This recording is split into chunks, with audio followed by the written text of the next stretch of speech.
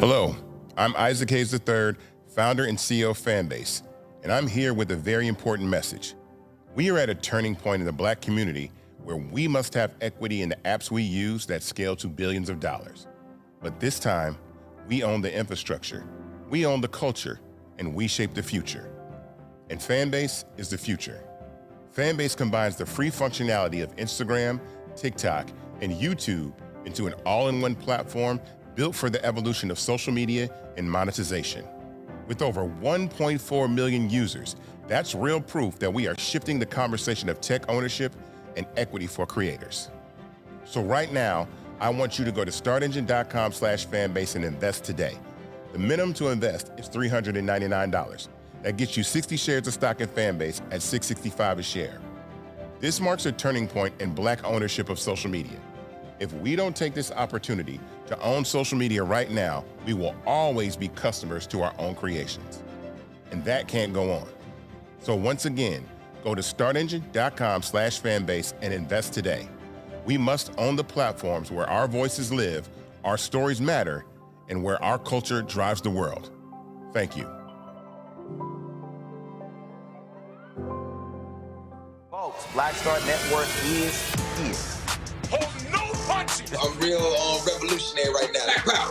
Support this man, Black Media. He makes sure that our stories are told.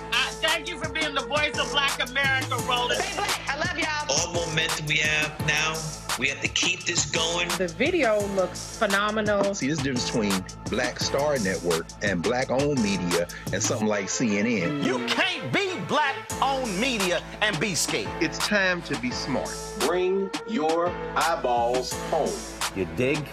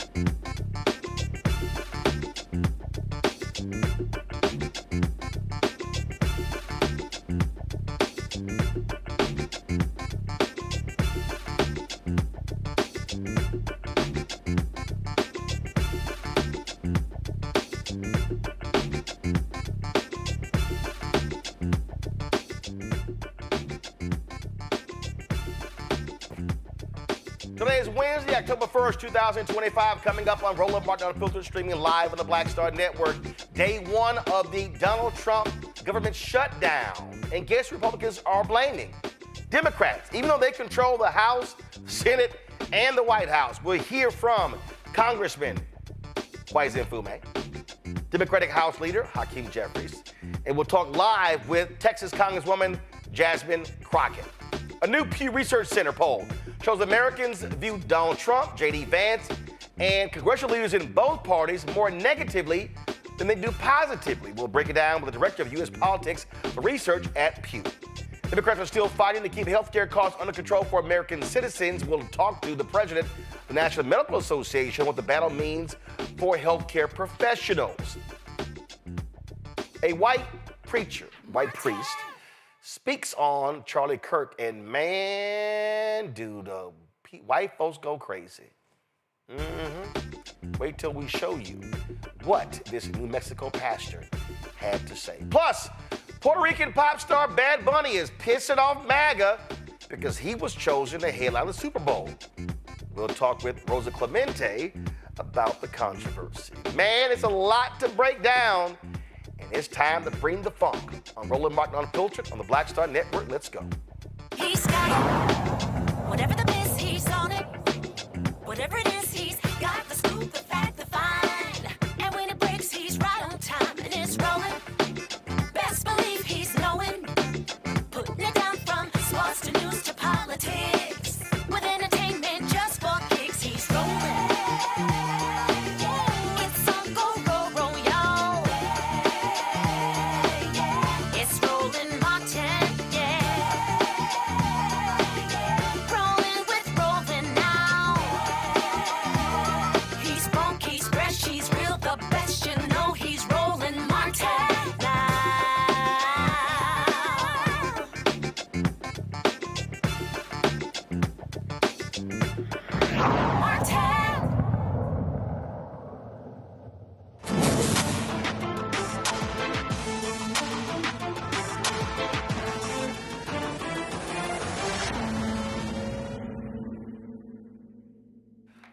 All right, folks, day one, the Republican-led government shutdown. And man, it's getting a little funky. Republicans keep blaming Democrats, and they keep advancing the lie over and over and over that Democrats are trying to get health care for undocumented workers who they call illegal aliens.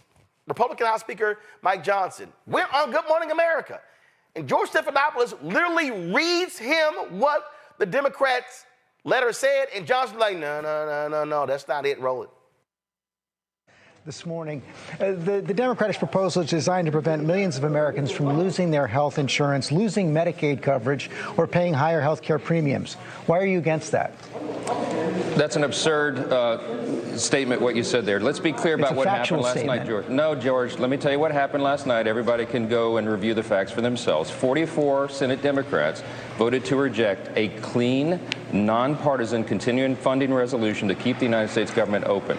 The Democrats said instead that they wanted to give health care to illegal aliens instead of keeping critical services provided for the American citizens. That's what happened, plain and simple. Every Democrat in the House, except one, voted against the clean continuing resolution.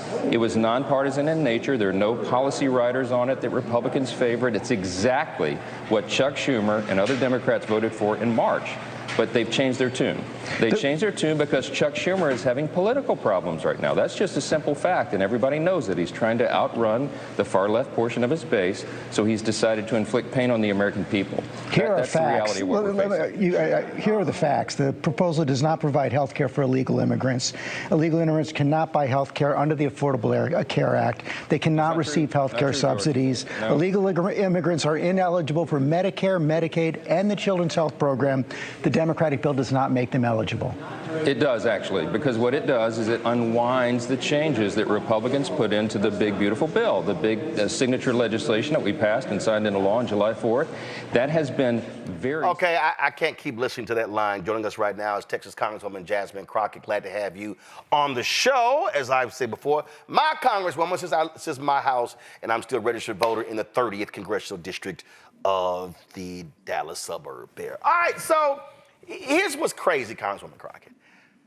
He literally is reading from the whole deal. And John, no, that's it. That's a lie. That's a lie. That's a lie. How is it a lie? You can't, undocumented folks can't get health care. It's the law. What the hell is he, J.D. Vance, Donald Trump, and all the Republicans talking about? Listen, they hate facts. I mean, we know that. That's why they refuse to acknowledge that this is what seemingly looks like a career criminal that is serving as the president. This is why they refuse to face the fact that January 6th was what it was, which was an insurrection. They are consistently trying to rewrite history, even when we talk about Black history. They want to basically tell us it was a glorious thing, or how they have glorified Jim Crow. The reality is that everything that George said, this is not about those that are undocumented getting health care. Now, let's just be very real about this, Roland, like for 2 seconds. We have seen them going into people's places of work. We have seen them going into places of worship. We have seen them going into people's schools and grabbing them up. We have also seen how a lot of these undocumented people have tried to go through the process. They are people that are going and showing up to court, and they are being disappeared. So you tell me how many of them you think are about to say, well, you know what, but I do want to sign up for that health care that I'm not entitled to because the Democrats are about to fight for it. Like, that doesn't even make sense. That doesn't make sense. Literally, they are throwing people into alligator Alcatraz, but now they are trying to sell us on this has some. That's not what it is. What it is that they are proposing to take $1 trillion out of the healthcare ecosystem. They have decided that they are going to slash Medicaid and Medicare funds. They have decided that these subsidies that were helping some people actually be able to afford their healthcare, which is life-saving for some people, that they want to roll back that subsidy for those that are on the Affordable Care Act. That is what this is about. And then they want to say, well, you know, this isn't the time to talk about it. Well, I can remember so many times where we were dealing with a shutdown and they decided to inject the issue of, say, the debt ceiling and capping that off and not raising it and things like that. And the final point that I'll make, Roland, is that these people are trashy and tacky and ridiculous, because he's referencing that there was a continuing resolution done in March. Yes, they never passed an appropriation all of last year. And now we are at yet another deadline for a new appropriation, and they can't get those passed. These people cannot govern. I am tired of people giving them the benefit of the doubt and acting like they are serious. Take them as seriously as you take the president's tweets. Absolutely. And again, they keep saying it. And then what got me was he said, well, no. They literally presented to us a document. Okay, show us the document. Show us the document where it says we want health care for undocumented people. No, they don't have a document to that effect. And I want to be clear that this shutdown is going to impact everyone. It's going to impact our constituents and their constituents alike. But also the things that we're pushing for as Democrats, basics around health care. You know, this is the party allegedly that is pro-life, at least until the life clearly shows up and then they don't care. We are trying to do everything that we can to minimize the damage that has been caused by this administration as we are dealing with record unaffordability that was absolutely avoidable because this is not where our economy was. It wasn't necessarily where people wanted it to be, but it is 10 times worse. And we're not even a full 9 months in.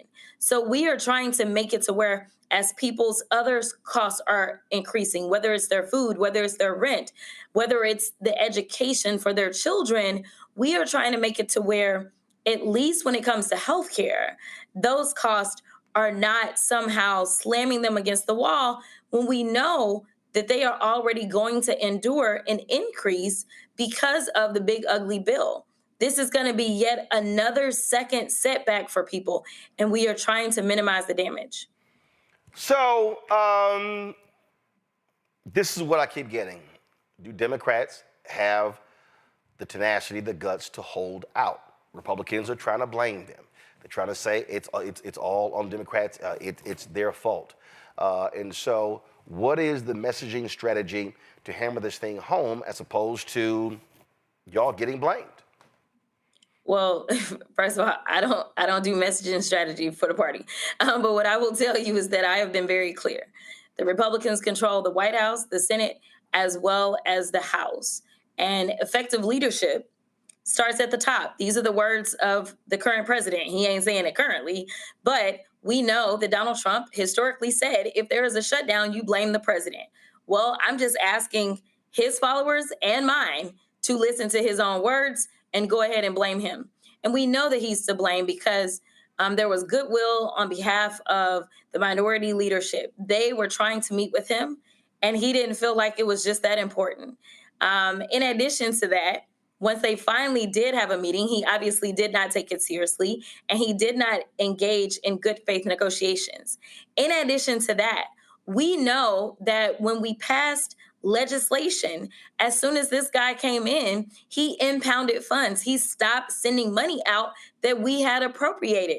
So not only do you need to come to the table, but you need to tell us why we can be assured that once we get what it is that we're asking for, that you won't just go and violate the law and do whatever you want to do anyway, which is what he's been doing ever since he's been in office. So we have a long list of reasons not to give in, especially when you get nothing. Like, why? Like, he's not who our voters voted for.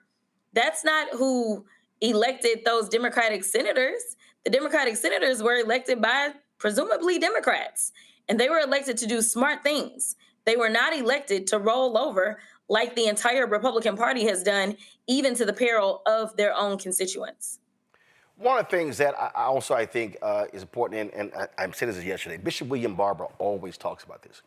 He says that what's critical is showing impacted people, showing those folks, hearing from them, not just having political leaders talk.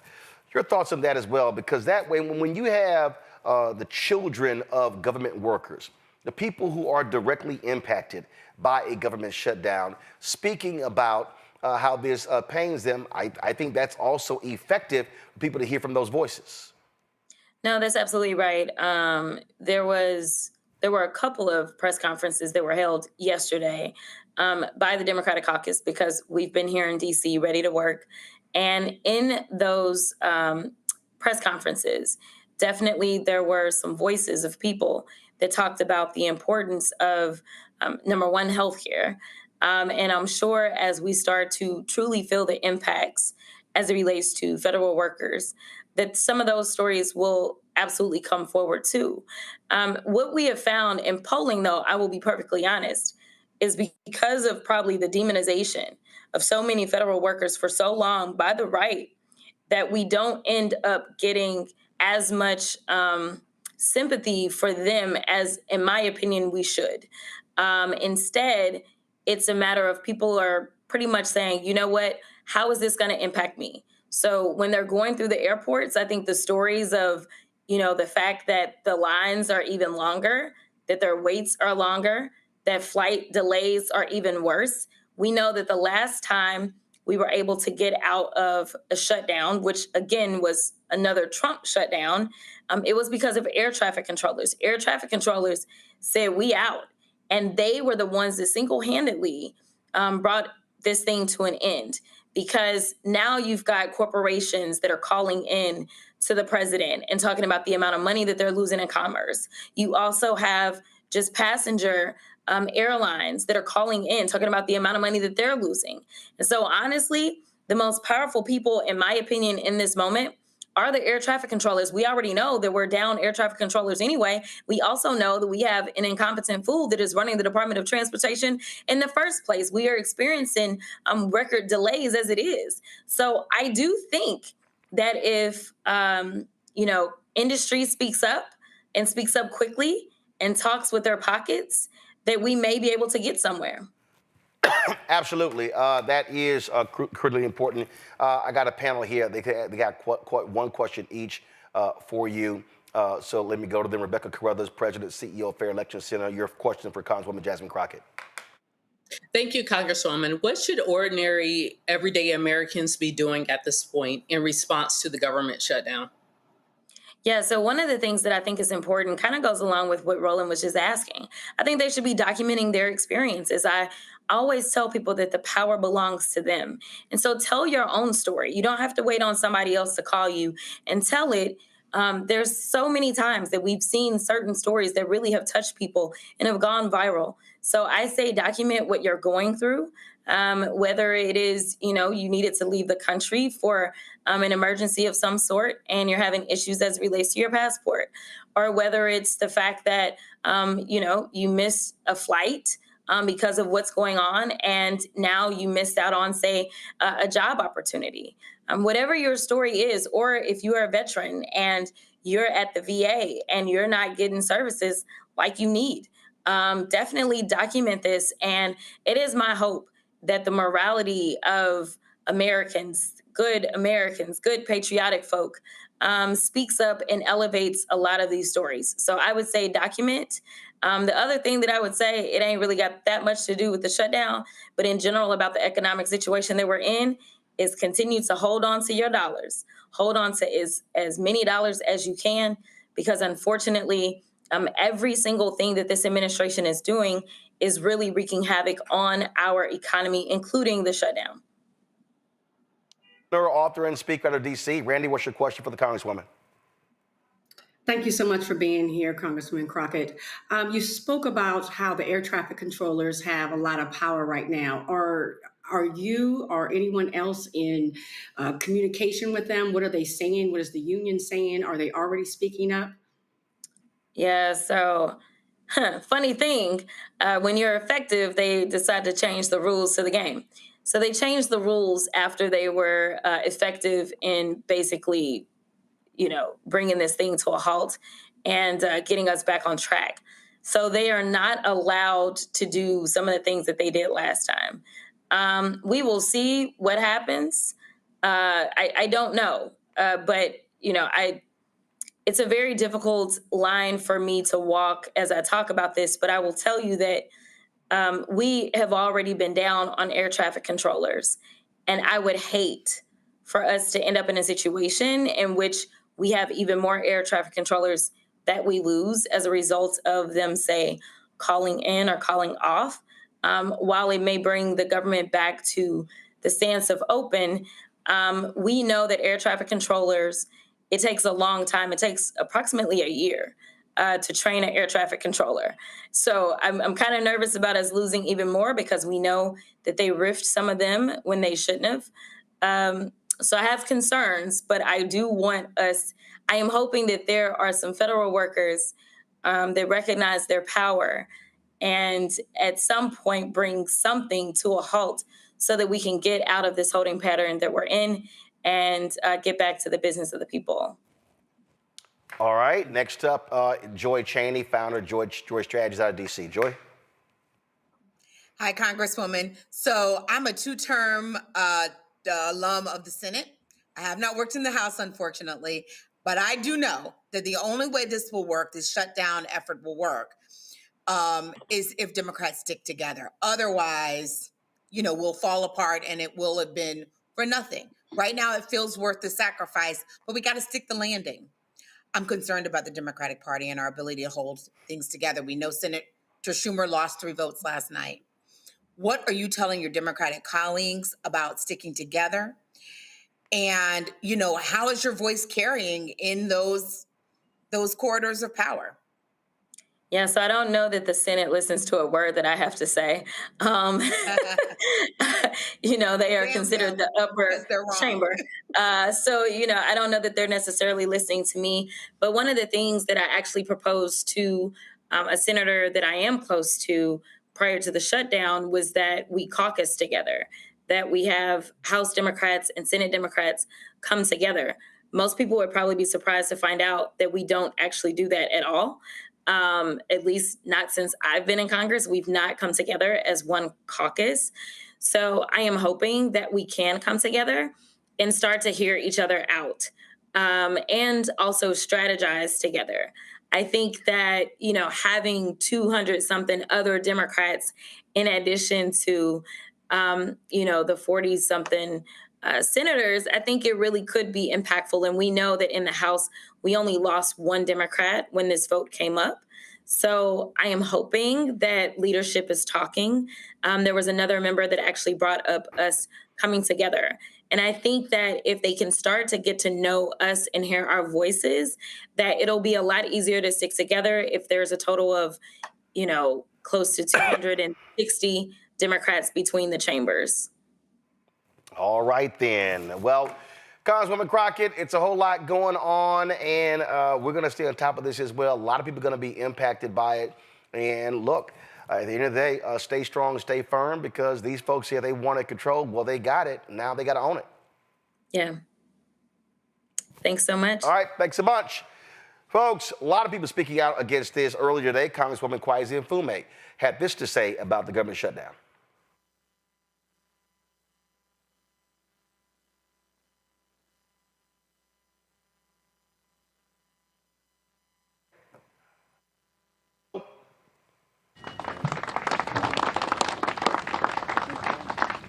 Thank you very much, Denny, and thanks to this entire delegation for staying together the way we do and for speaking out as we must. A couple of things. There's some deliberate redundancies here because the problem is very, very simple. The problem is Donald Trump. I want to thank those federal workers who have come out from various unions, who stand here with us. They are not here for form or fashion. They are here because they are patriots. They get up every day and put on their clothes and go into buildings and work to deliver services for Americans all over this country. And they don't ask, are you Democrat or Republican? They provide the service.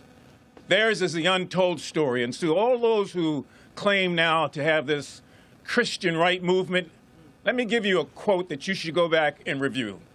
It says, when you have done it to the least of these, you have also done it unto me.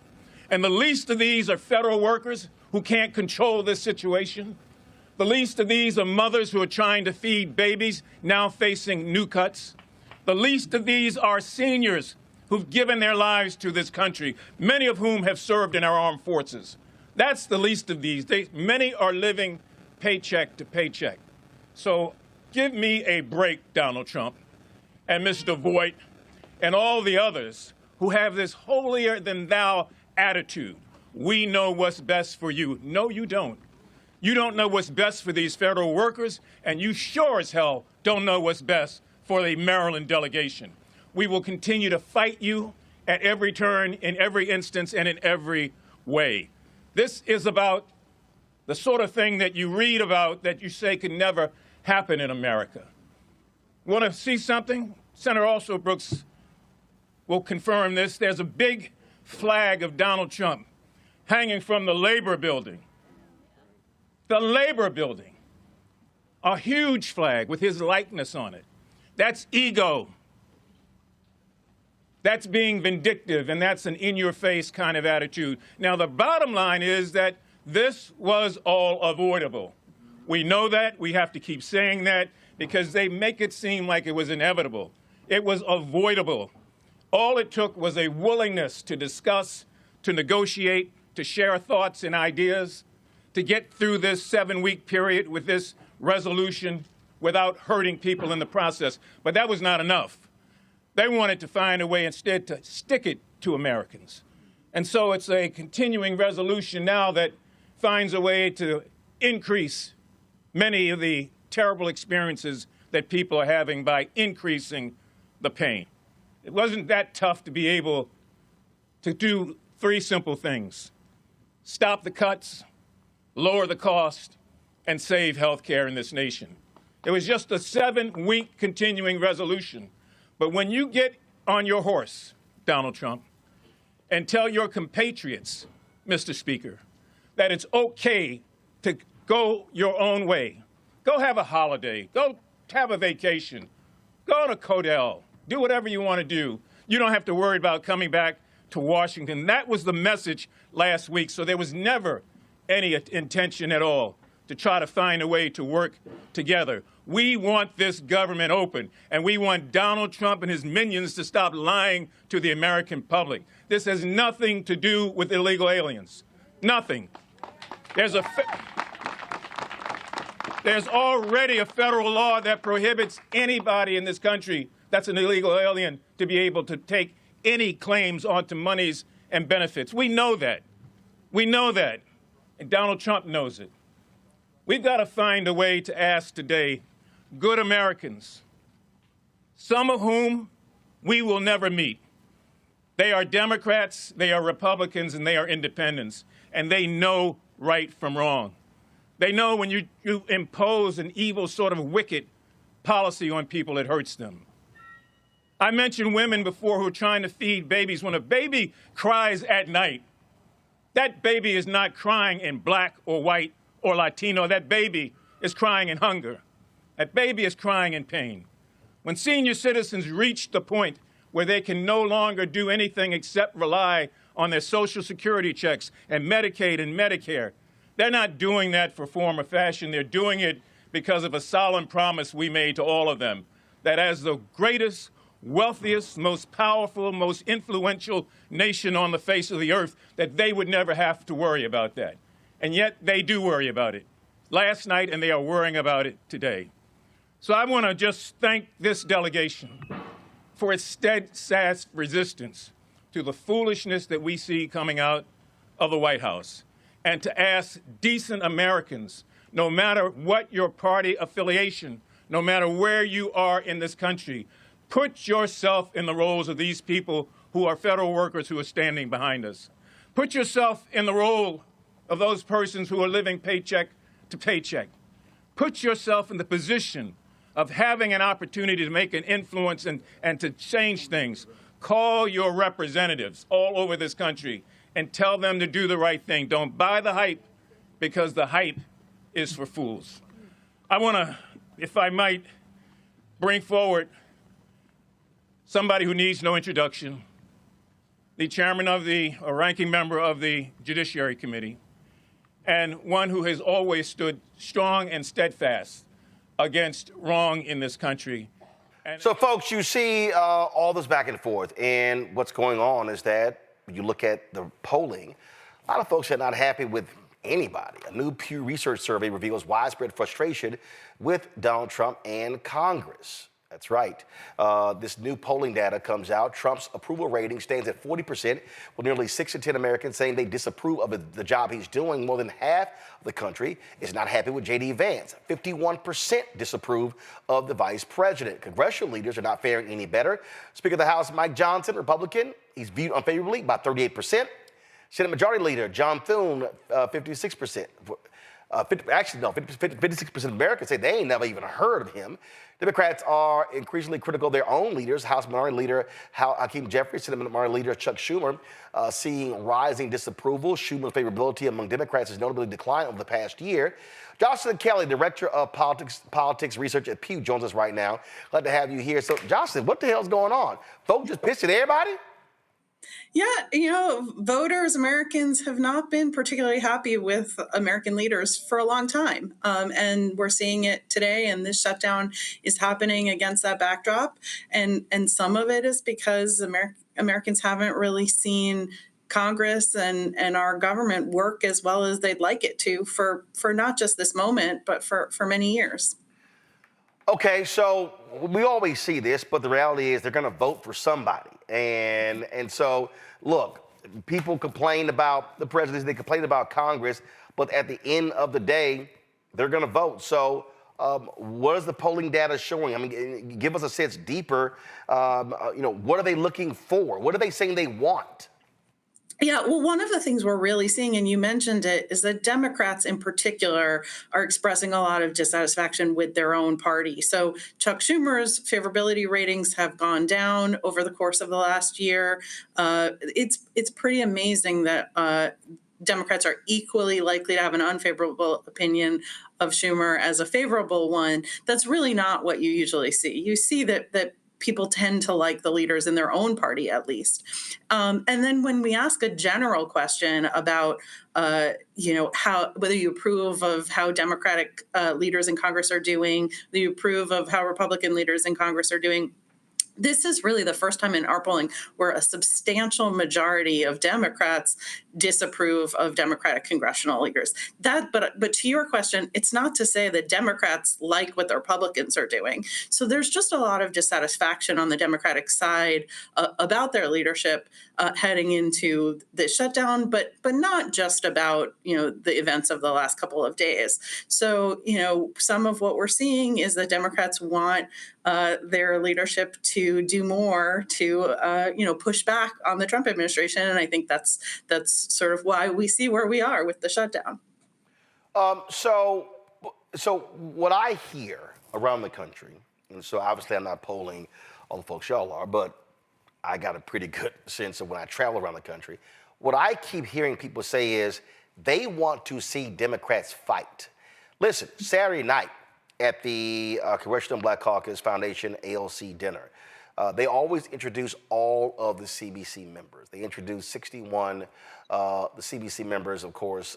Congressman Sylvester Turner passed away, so that position has yet to be filled because Texas Governor Greg Abbott refused to call a special election. So it would actually be 62. And out of every person who they mentioned that night, the loudest applause in that room was for Congresswoman Jasmine Crockett. And what people say, and Black Pat did a poll, and we were told us point blank that her approval numbers among African Americans almost on par with former President Barack Obama.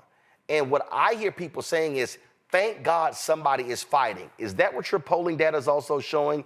At what Democrats are saying, they want to see someone fighting, and they don't believe that Schumer and Jeffries are giving enough fight and taking it to the Republicans? Well, I don't think we quite can say that they don't believe that Schumer and Jeffries are not doing that. But over the course of this administration so far, we definitely have seen Democrats wanting Democratic leaders, the Democratic Party, to push back on the Trump administration. But it's not a universal attitude. So I think some of it is that you've got your Democrats who are more politically active. That group in particular is wanting to see that fight. But there are some Democrats who are more moderate who maybe don't necessarily have that same view. But that's not unique to this moment. We saw it among Republicans during the Trump administration. During the Biden administration, there was a real desire to push back on Biden, and it was particularly concentrated among the most politically active Republicans. So, we're definitely seeing it among Democrats. We're seeing hints that Democrats are not happy. Certainly, with Schumer, a sizable share of Democrats have been unhappy with Schumer. Jeffries' ratings are pretty much on par with with how Republicans, for instance, view Johnson or how Republicans view Thune. So Jeffries' ratings are not particularly negative. A lot of Democrats actually aren't familiar with Hakeem Jeffries yet. So I think that's more of an open question. But Schumer is a more familiar character. Gotcha. So can you compare and contrast the last time y'all actually polled with these questions, and is it eroding further, or has it gotten better? Mm-hmm. No, we asked about all of these leaders at the very beginning of this administration, and what we've seen is not a huge shift in attitudes, but pretty much everyone's viewed more negatively, including Trump, Vance, Thune, Johnson, and both Democratic leaders are viewed more negatively than they were in February. But we also, for Schumer, for instance, we have attitudes going back several years from when he was majority leader, for instance, and Democrats were a lot more positive about Schumer, in 2024 and back in 2022. So there really has been a change in attitudes about Schumer among Democrats over that period. Questions from my panel. Joy, you're first. So, what is the nature of African Americans and how do they relate to the party? Because, I was just talking to someone today and they're like, we want all African Americans to vote, but we're not sure we want them to vote for Democrats. We're not seeing the Democratic Party, not that we want to vote for Trump, but that we're looking for a third way. And you can feel how you want to feel about that, but I no longer question people's feelings. It is what it is. Mm-hmm. What are you hearing about that? There's just so much frustration with white liberals in particular and white moderates in particular. They simply do not seem like allies to the African American community. What does your polling show about that?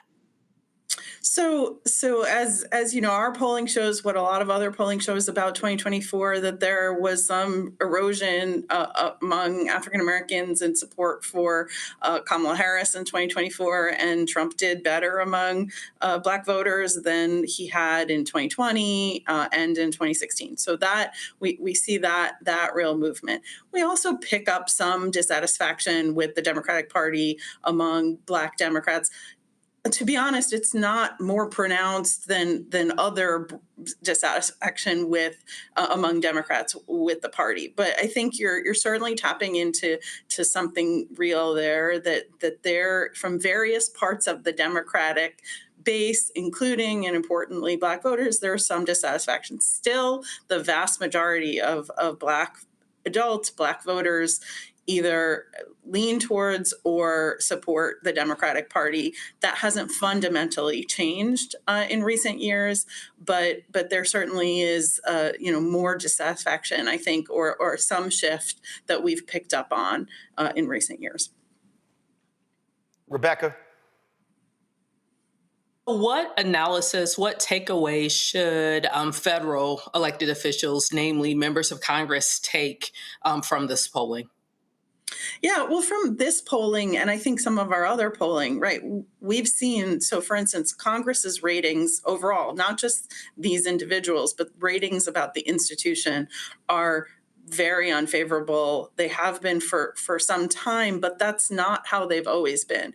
The public, when you ask them and they look at Congress, they don't see as much getting done as they'd like to see get done in Congress. And so I think that shows up when you ask about the particular leaders, these four individuals, and on the Democratic side, Jeffries and Schumer, but it's really also, I think every time there's one of these shutdowns or the threat of a shutdown, to some extent that erodes Americans' satisfaction or views about government and what government can do and what government should do. So I think that's an important takeaway.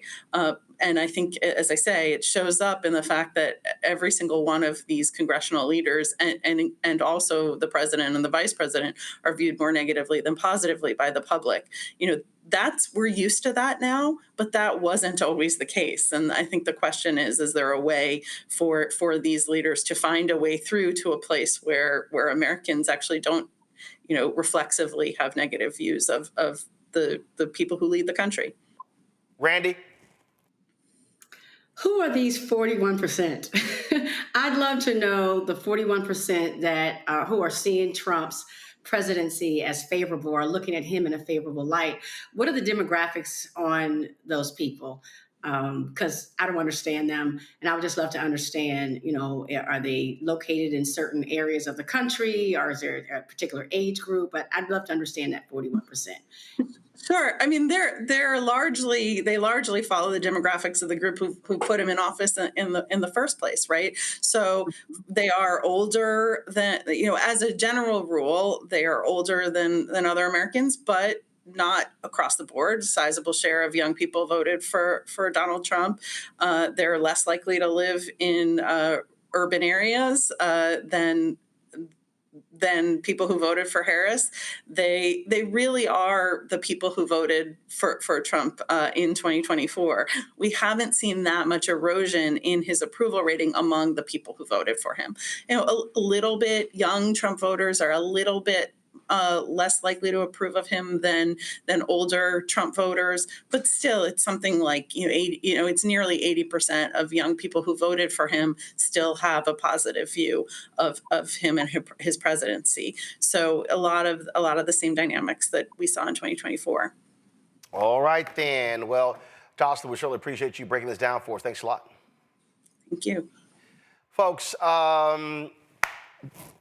All this government shutdown stuff, you want to see who's also just a massive liar. J.D. Vance, this is literally what he said today from the podium. It was so awful that MSNBC had to stop broadcasting to correct the lies. Listen. Democrats say that they care a lot about lowering health care costs, and yet when the president took historic action to work with the drug companies to lower prescription drug prices, the Democrats did nothing to help us. In fact, we would have loved to have the Democrats helping us, but they didn't. They talk about doing something. They don't actually do the hard work of making it happen.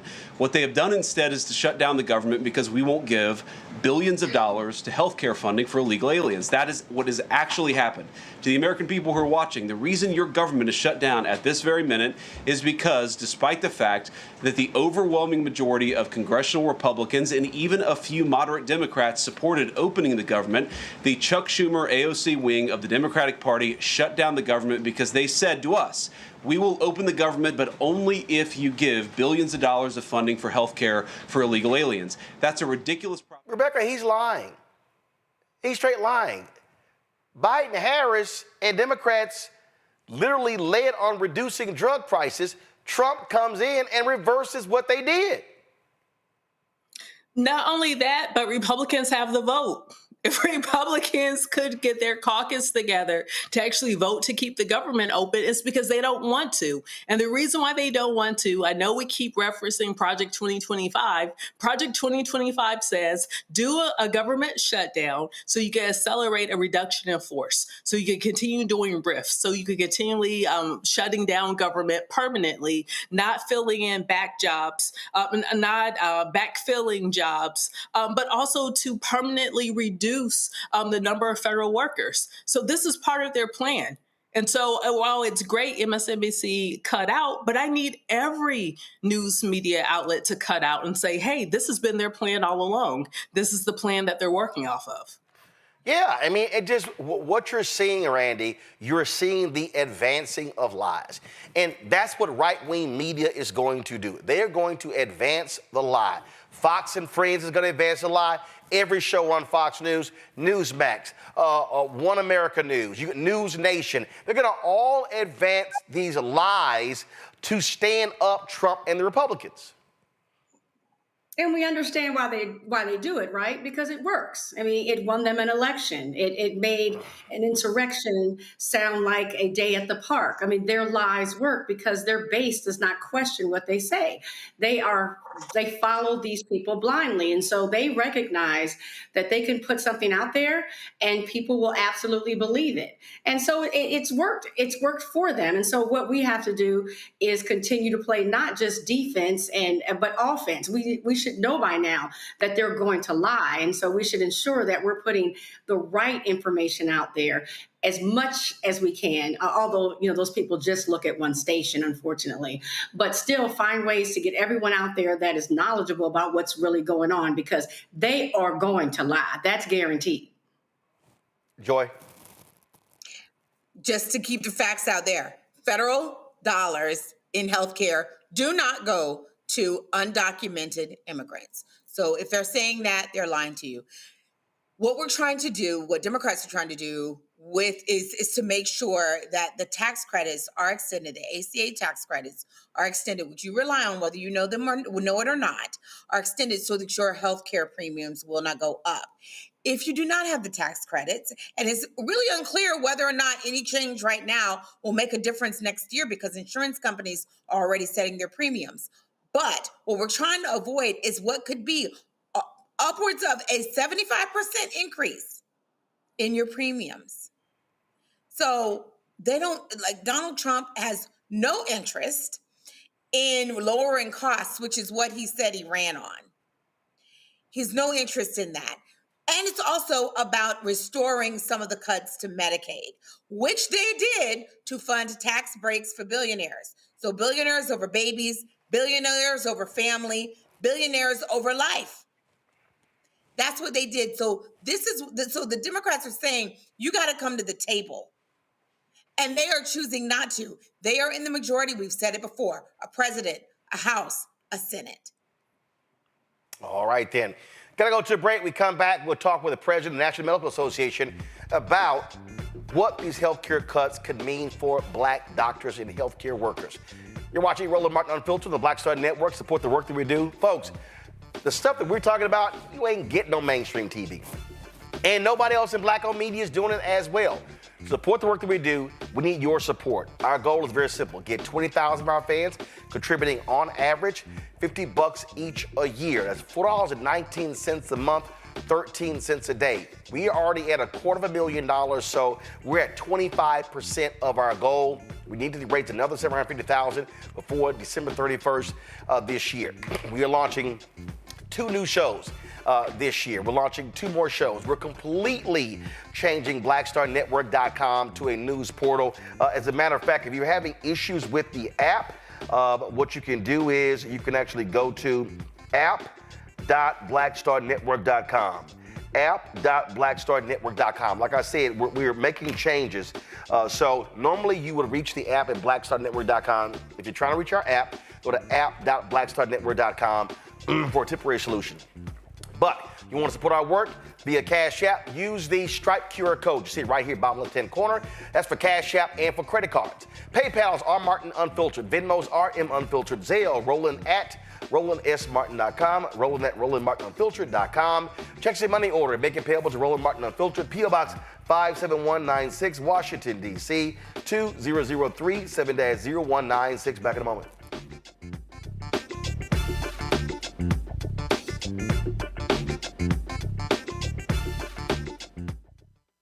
In my book, The Power to Persist, I share 8 simple yet powerful habits, a blueprint for transforming obstacles into opportunities and pressure into purpose. Just as they fueled my rise from the South Side of Chicago to a national stage. And on the Power to Persist podcast, I bring that blueprint to life.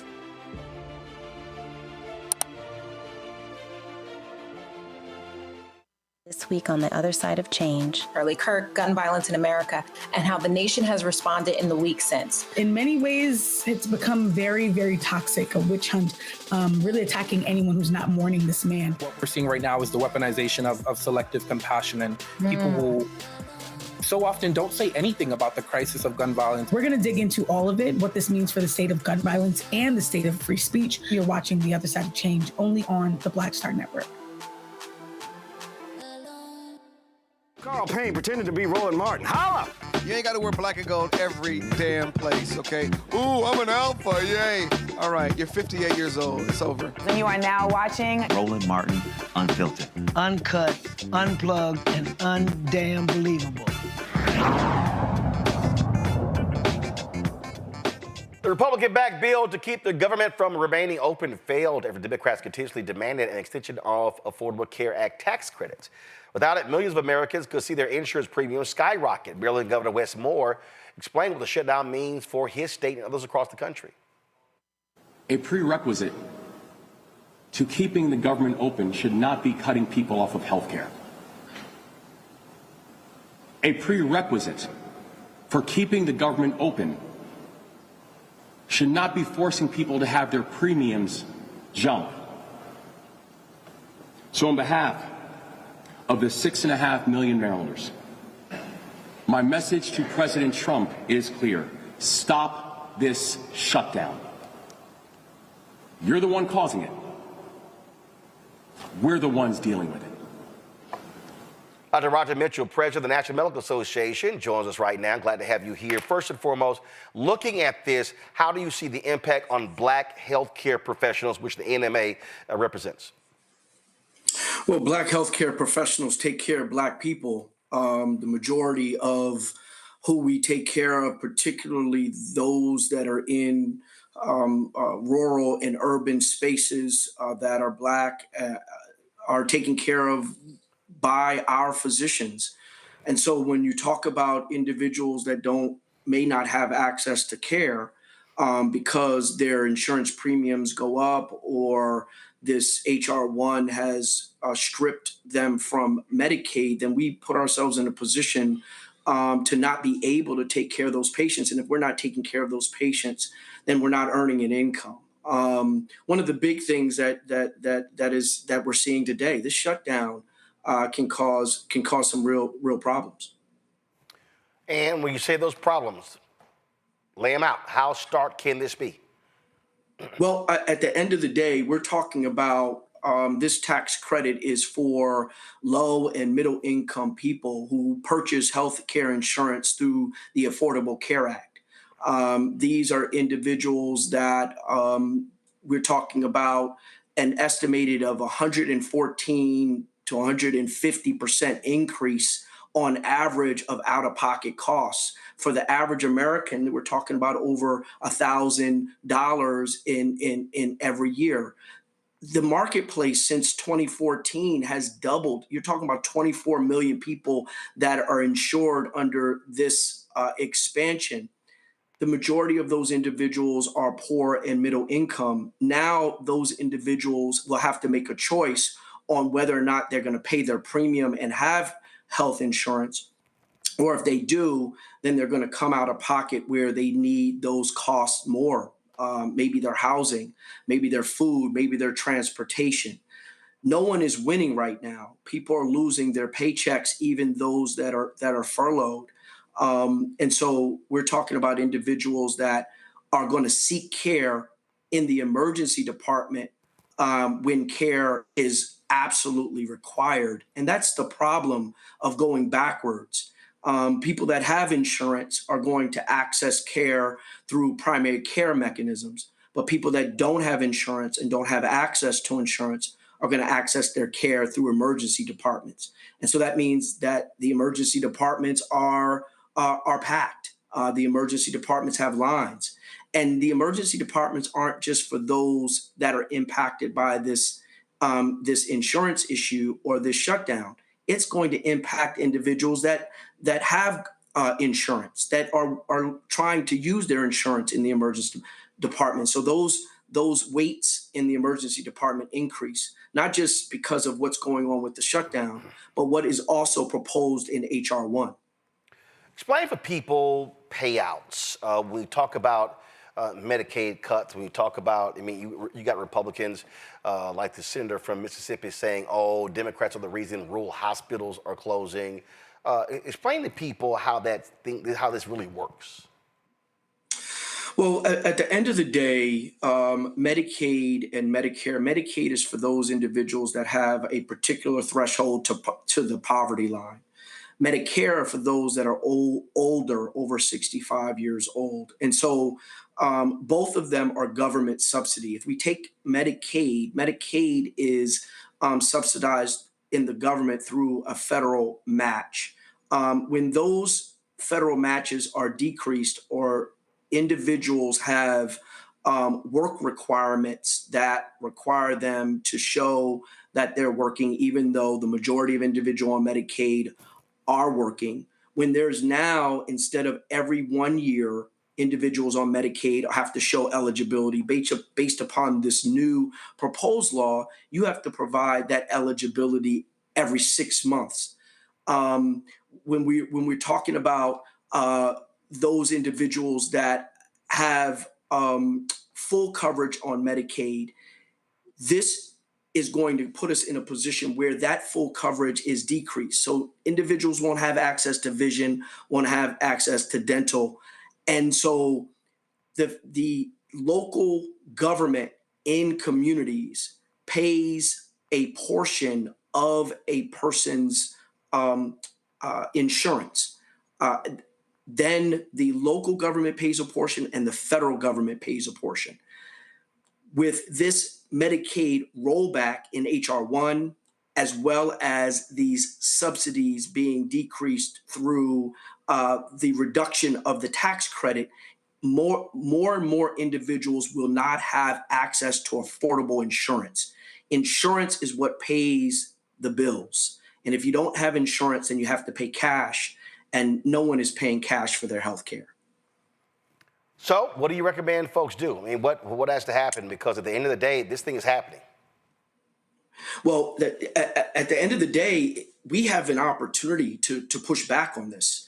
I see what the Democrats are doing. And again, the National Medical Association is a nonpartisan organization. And like I said, there are nobody that's winning in this period of time when we're fighting this fight. We need to make sure that those tax credits are preserved, that they do not expire, so that those individuals that are low and middle income people can afford to purchase their health insurance without increased premiums. That's the first, right? And so those politicians, Democrat, Republicans, it doesn't matter to us, need to focus on what is important for the American people. The other piece with H.R. 1, at the end of the day, those work requirements need to go away. The risk to dual eligible, those that are poor and elderly, and the retroactive coverage reduction needs to go away. There needs to be making sure that everyone has access to their vision and dental eligibility. There is this 6-month eligibility needs to be back to 1 year, because that is bureaucracy that is really going to remove individuals that are eligible. Roland, a lot of people think that there's a lot of conversation about individuals that shouldn't be on Medicaid are the ones that are being taken off Medicaid. When you have a 6-month eligibility, individuals that can't keep up with their eligibility requirement are going to be purged from Medicaid, therefore creating an environment where those individuals that are eligible don't have access to their insurance. All of this is going to lead to overcrowding in safety net hospitals, whether it's a safety net hospital in rural communities or safety net hospitals in urban communities. What we can do is we have to, like you're doing, educating people. A lot of Americans don't even know about the rollback of this tax credit. So now we're educating people that the tax credit that they're enjoying when they're getting their insurance through the Affordable Care Act is at risk of their premiums go up. They could start asking more questions, calling their senators, and letting their senators know that they want their tax credit preserved. And that's going to lead to better health outcomes in our communities. Questions from the panel. Randy, you first. How will this affect medication? I mean, will people be able to get their medication if they don't have insurance? Well, that's the thing, particularly in dual eligible people. When we talk about dual eligible, these are both that are on Medicare and Medicaid. Those individuals that are on Medicaid and Medicare at the same time, most of the time they're using the Medicaid benefit for their prescription drugs. So when we're rolling back access to affordable insurance and people have to make a choice between that insurance, then they're going to make choices that decrease their access to prescription drugs. And these are choices that we don't want our American people to have to make. We want to make sure that healthcare is quite frankly a human right, and people have access to that health insurance. Joy? Well, first of all, my mother is a 50-year plus graduate of Howard Medical School, and we're so proud of you. I want to know what the National Medical Association is doing to prepare their doctors, to prepare their patients for what is likely a long haul where we're going to have work requirements. Even many Democrats are supportive of work requirements. And it might be because there's a misunderstanding about them, but it is what it is, where we are going to have some tightening on who has eligibility. How do we make sure our communities, and how do we have doctors who are the first line of defense? How is the NMA preparing them to meet this moment and or working with civil rights organizations to help their communities meet this moment? So that's really good. I mean, we first of all, we're educating our members, making sure that they understand the impacts of the current climate and the shutdown, as well as the future climate with HR 1. That's the first thing, making sure that they're clear on what the impact is. The other piece is that we're asking all of our members to understand who in their patient population, in their patient pool, is going to be affected by this, that this shouldn't be something that is a surprise to them. Most of our physicians know who is in their patient population and who is on Medicaid and who would be affected. That's the first thing. Who are they? So that you can communicate with them, those patients, as to how they can get access to what most states are offering those that are being removed from Medicaid. They're offering the basic plan within ACA. Now, the basic plan within ACA is not as comprehensive as Medicaid. It's still at no cost, but it doesn't cover vision. It doesn't cover dental. There is modified behavioral medicine coverage, and it limits what you can use. And actually, you cannot use the benefit for transportation that is non-emergent. That's huge. Medicaid, individuals that can't get to their appointments are getting Uber vouchers, they're getting bus vouchers so that they can get to their appointments, because we know that transportation is extremely important to get to your appointments and make sure that you have proper health care. We want our members to be able to educate them how to get on that basic plan and then work with community to make sure that we fill the gaps. One of the other innovative things that we're doing at the NMA is we're working within our AI Innovation Task Force to work through how we can develop a application that allows individuals to track their work requirement and track their eligibility in a predictive in an agentic way using AI. So there are those things. And then we're also working with civil rights organizations like the NAACP, like the National Council of Negro Women, to talk about how can we create volunteer efforts. One of the things that a lot of people don't know is that 80-hour work requirement a month can be filled with bona fide volunteer hours. So we have the ability to teach and have individuals volunteer, roll out a lot of this information as a healthcare educator, that we might not be able to pay them, but we can mark those volunteer hours so that those volunteer hours keep them eligible for their Medicaid requirement if indeed they don't have the W-2 or the 990 type of work that they can show to the government. Rebecca. My sister is a professor at Meharry, and she spends time connecting with her students about the political determinants of health and understanding that this isn't about partisanship, understanding how policy impacts health outcomes, especially in our communities. Can you make the connection between Medicare funding and funding for residency slots so people understand that if there's cuts to Medicare, that those cuts impact both upstream and downstream? Well, thank you for that question. CMS or the Centers for Medicaid, they fund resident slots. Our resident slots, say for Howard University Hospital, is funded through CMS. And so let me back up. When you go through medical school, I'm a physician, I'm a forensic pathologist. I went to medical school, and then after medical school, I have to do a residency. That's training in a specialty. Some individuals then do a subspecialty fellowship. All of that is paid for through the government and then subsidized through that local hospital. Well, when you have decreased available dollars in CMS, in Medicare, and particularly Medicare, then you have the potential to have decreased dollars within the residency slots. That's a big deal because our residents don't get paid a lot of dollars. They work very long hours and get paid low wages. And this is important as we try to create an environment of equity within our pay scale among our residents. One of the other things within HR 1 that this kind of points to as well is the impact on healthcare workforce.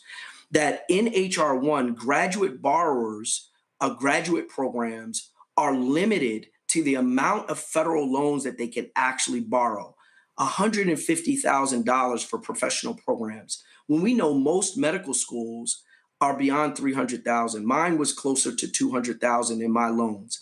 If I didn't have the opportunity to borrow money to be able to go to medical school, then I wouldn't have been able to go to medical school. And so those are the types of things that are in this bill, that are in the work of some of these politicians when you talk about political determinants of health, that lead to poor outcomes because we know that there are better outcomes for individuals who their physicians look like them, particularly Black and brown individuals. Our patients do better with culturally competent care that's provided by individuals that look like them.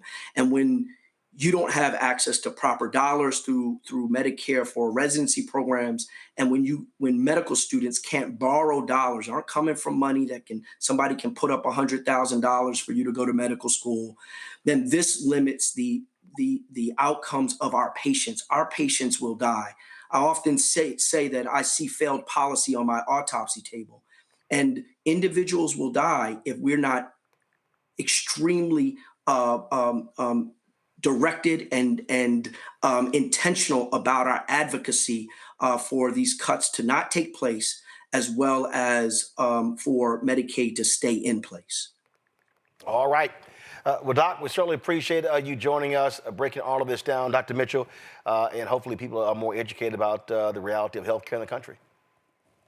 No, I appreciate it. Thank you, Roland. Thanks a bunch, folks. We come back. A white pastor in New Mexico speaks about Charlie Kirk, and man, these white folks go crazy with him calling out white Christian nationalism. We have that for you right here on Roland Martin Unfiltered on the Black Star Network. They said the quiet part out loud. Black votes are a threat, so they erased them. After the Supreme Court gutted the Voting Rights Act in 2013, Republican legislatures moved fast. New voter ID laws, polling place shutdowns, purges of black voters from the rolls. Trump's Justice Department didn't stop it, they joined in. In 2018, his DOJ backed Ohio's voter purge system, a scheme that disproportionately erased black voters. Their goal, erase black votes and political power. Yeah, that happened. These are the kinds of stories that we cover every day on Roland Martin Unfiltered. Subscribe on YouTube and download the Black Star Network app. Support fact-based independent journalism that centers African Americans and the issues that matter to our community.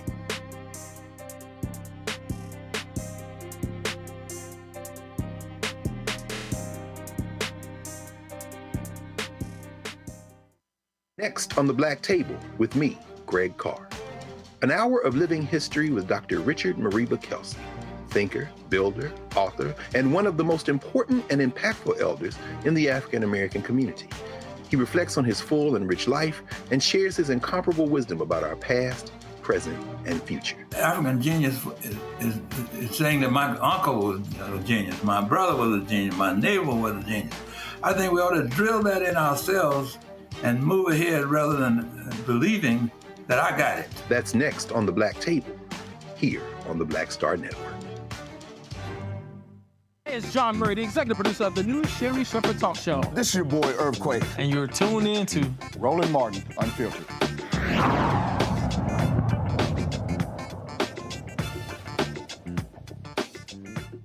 So, folks, we've been featuring a lot of these preachers who've been making comments from the pulpit after the shooting death of Charlie Kirk. Well, I was on Instagram and I came across Brian Suave. He's a senior pastor of Refuge Church in Ogden, Utah, and the founder of St. Brendan's Classical Christian Academy, the president of the New Christian Dome Press. On his podcast, so first of all, I'm not gonna go to that one first. I'm gonna save that. I'm gonna save that one for tomorrow, because that's just a straight up racist. So I'm gonna deal with him tomorrow, okay? So let me deal with this one here, all right? So the Reverend Mike Engel, the rector of Michael and All Angels Episcopal Church in Albuquerque, New Mexico, okay, was condemning the racist rhetoric of Charlie Kirk and Turning Point USA. And so he was speaking from the pulpit and he called him exactly what he said. And people got really upset. Check this out. Political violence reared its ugly head yet again. I did not agree with Charlie Kirk on almost anything. I found many of the things that Charlie Kirk had to say deeply troubling. But Charlie Kirk did not deserve to become a victim of our gun violence epidemic. And neither did the Democratic lawmakers who were assassinated earlier this summer in Minnesota. Lawmakers in New Mexico didn't deserve to have their houses shot at. We are living in a moment when political violence is becoming too common. Violence motivated by politics is dangerous. It is a tough cycle to escape. And there's a theological dimension to the state of our politics. Friends, we live in a world with a strong background theology. And it's a theology of division, a theology content to sacrifice outsiders for the sake of insider groups. This background theology says that God blesses certain categories of people at the expense of others. This background theology tells us that God blesses America at the expense of other nations. God blesses Israel at the expense of Palestine. God blesses men at the expense of women. God blesses heterosexual marriage at the expense of LGBTQ+ rights. God blesses Christians at the expense of Muslims. God blesses progressives at the expense of conservatives. Ooh. See, I switched it on you, didn't I? And that's because this background theology, it doesn't neatly align with one side or another in our divided country. Background theology is like background radiation. It infects everything. The logic of our time is not that different from the logic of Jesus's time. One of my favorite responses to the logic of our days, one of the best words of wisdom I know about defying the logic of your age, comes from the poet Wendell Berry. It's from a poem called Manifesto, the Mad Farmer Liberation Front. If you don't know it, I commend the whole poem to you, but I want to read just a few lines. Berry tells us when the world's logic is strong and violent, every day, do something that won't compute. Love someone who does not deserve it. Denounce the government and embrace the flag. Hope to live in that free republic for which it stands. Invest in the millennium. Plant sequoias. Put your faith in the 2 inches of humus that will build under the trees every 1,000 years. Expect the end of the world. Laugh. Laughter is immeasurable. Be joyful, though you have considered all the facts. As soon as the generals and politicos can predict the motions of your mind, lose it. Leave it as a sign to mark the false trail, the way you didn't go. Be like the fox who makes more tracks than necessary, some in the wrong direction. Practice resurrection. There's more to the poem, but you get the gist. Lose your mind. Make no sense. When the logic of the world is pain, when the logic of the world is violence, be illogical. Traffic in the nonsense of the gospel, in love, in mercy, in searching out the lost. Jesus came to interrupt our whole system of sacrifice, our willingness to lose a few for the benefit of the many. Jesus' life, death, and resurrection is a judgment that says that to Jesus, no sheep, no citizen, no party, no country, no class of people is above any other. We don't sacrifice some to make life easier for others. To Jesus, everyone matters. Every single one. Well, the right wing was not happy with what he had to say, and so he went back to the pulpit to tell his parishioners about the hate he received. A couple weeks ago in my sermon, I poked a bear. In the sermon 2 weeks ago, I mentioned that I did not agree with Charlie Kirk. I found much of Kirk's rhetoric deeply troubling. And I said Charlie Kirk did not deserve to become a victim of America's gun violence epidemic. Now, in the congregation, I saw mostly nodding heads, a lot of agreement. It wasn't in the congregation that I poked the bear. The bear appeared when we posted a clip of that sermon online. Thousands of comments flooded in. For disagreeing with Charlie Kirk, I was accused of not knowing Christianity, of being a false prophet, and worse. And I didn't respond to those comments with one exception. Because, you see, someone online claimed that we were using fake candles, AI generated. I could not let that stand. I wrote simply, not fake, period, beeswax, period. Call me a false prophet all you want, but don't insult our aesthetics.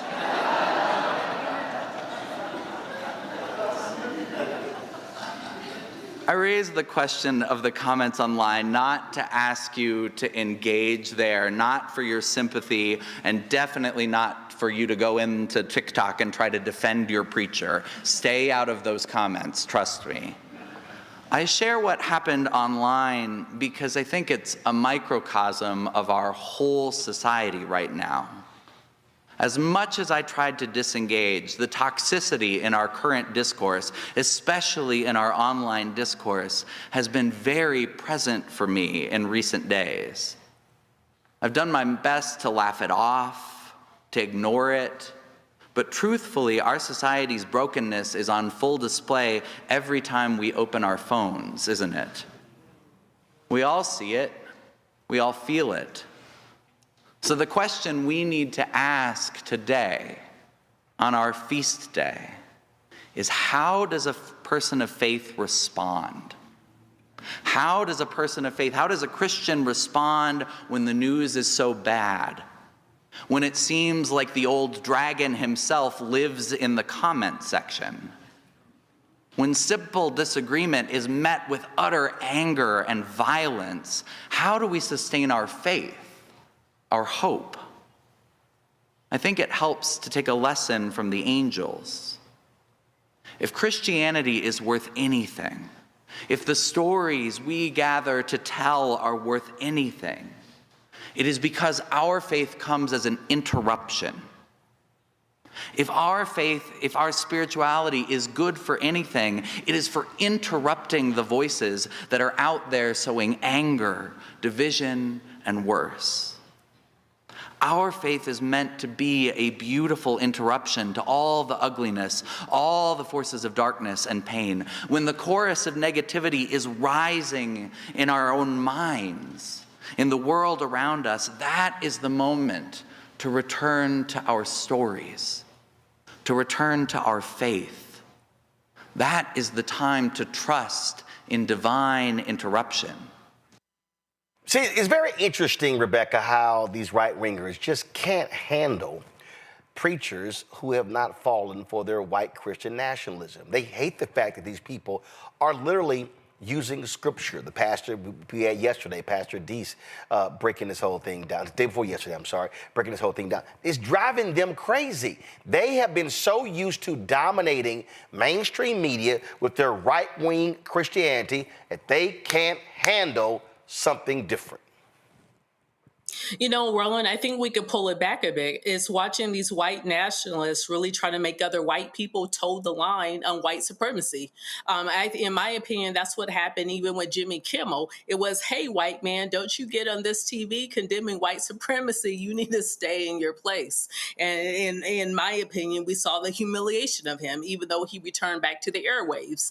And I think as we're watching, we saw this a couple weeks ago, specifically with black pastors. But it's interesting watching these white nationalists go after other white people in public and try to shame them and remind them, hey, this whole white thing, you're a part of it too. You benefit from it too. You don't get to call this out.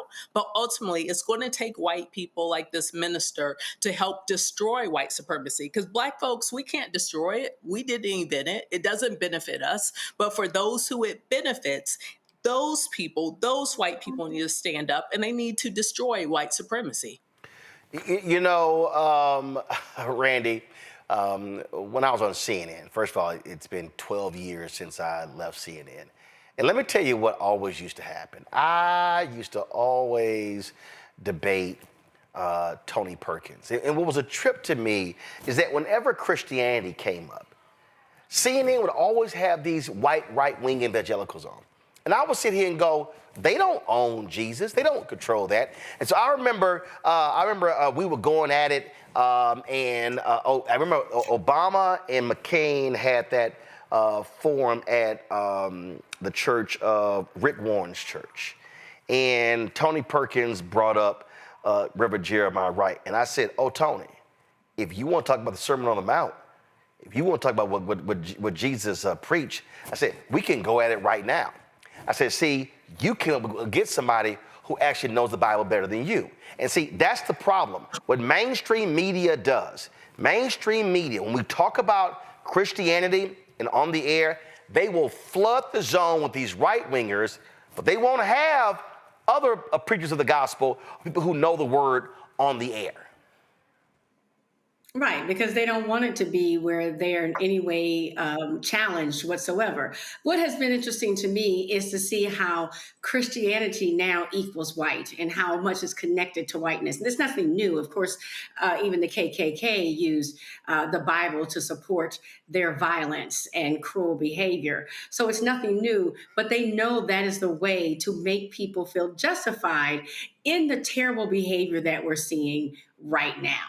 And what has shocked me is that we've always thought at the church to be a place that you find good, that you go for the word, and how many people have been scared to speak up. So I felt so I wanted to just clap, get a little happy, do a little dance, put something in the collection plate to see this minister actually speak out against and tell the truth and speak about good and actually use scripture, because that's rare, because religion is very much being used and wielded as a weapon, as a political weapon right now. And it's quite disgusting.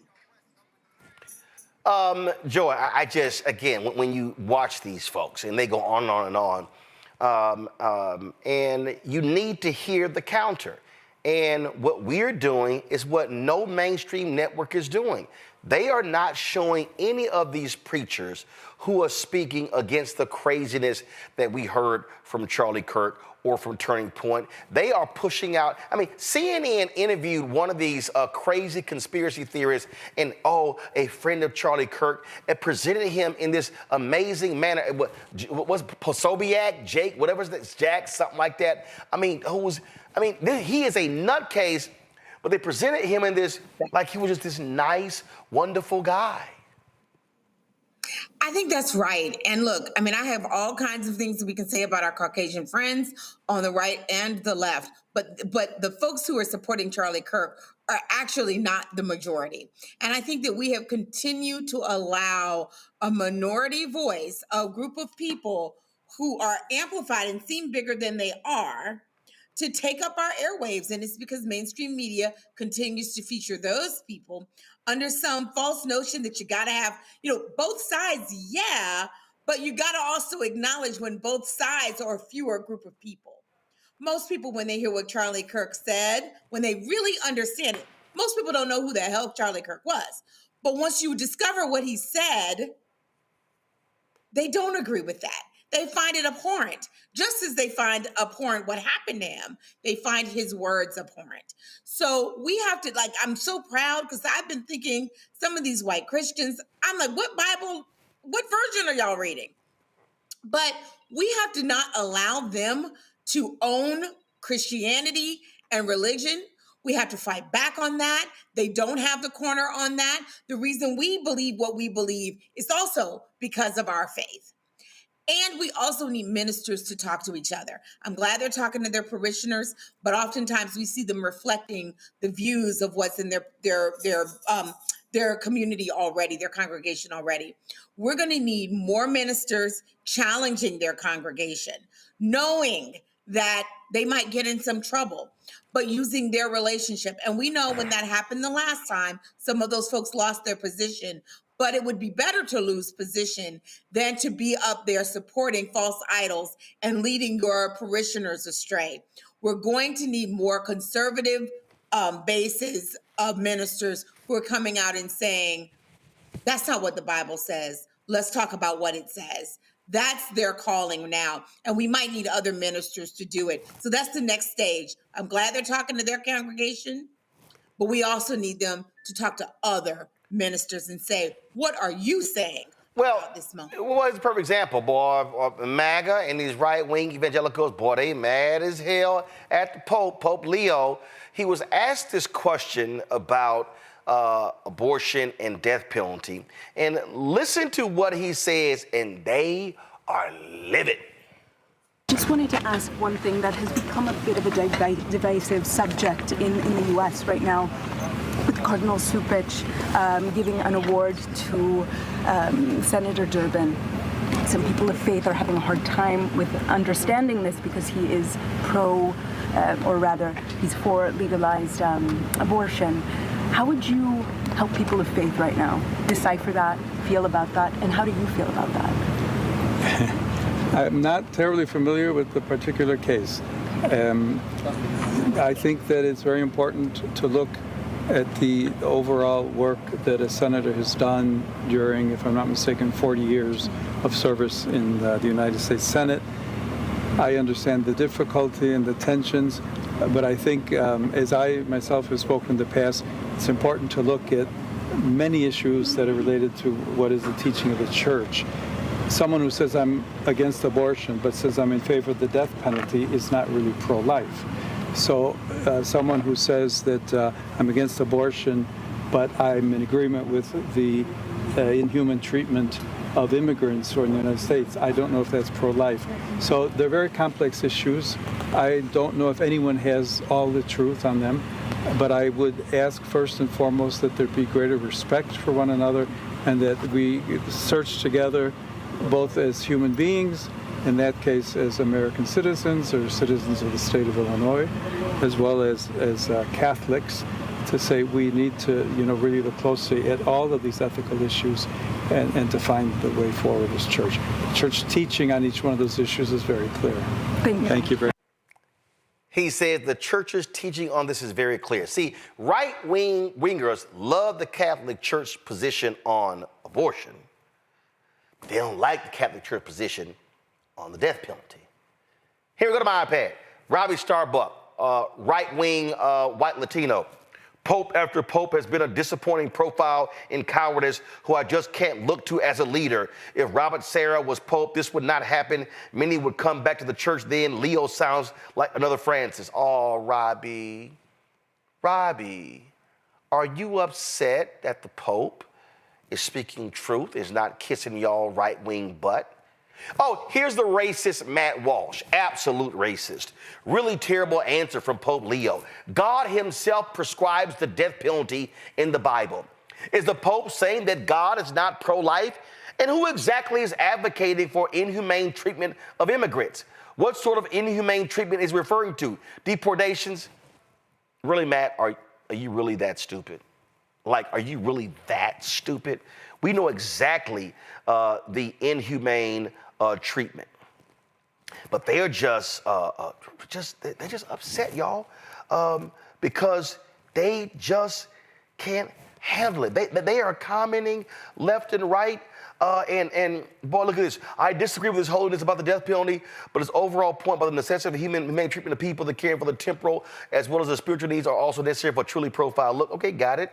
Look at this here. It's only since 2018 that the church took an official stand against the death penalty. Many Catholics just won't agree. It isn't what they were taught as young Catholics. Since and before 1973, pro-life was understood. It's about treating life with dignity from conception to death. First of all, Terry Ann's a stupid idiot. You know what Terry Ann's stupid? Because what Terry Ann doesn't even understand is that the SBC, the Southern Baptist Convention, you know what, let me just go ahead and pull this up since, they don't, because they just dumb. Let's see, Southern Baptist Convention.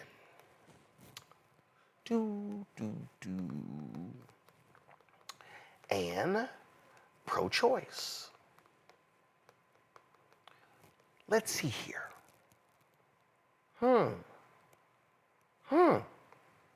Look at this piece right here. Was the Southern Baptist Convention ever pro-choice? Let's see right here. If you look at their history, in 1971, the Southern Baptist Convention passed the first of 4 resolutions that most would consider pro-choice today. Oh, the same people who they say were always that way. This was 1971. But see, what y'all got to understand is this here. And I'm going to put, that's a priest who was on Instagram. I'm going to play that too, where he broke down the history. Because see, the history is the Southern Baptist Convention, they used racism in the segregation academies to get white people to support their plans.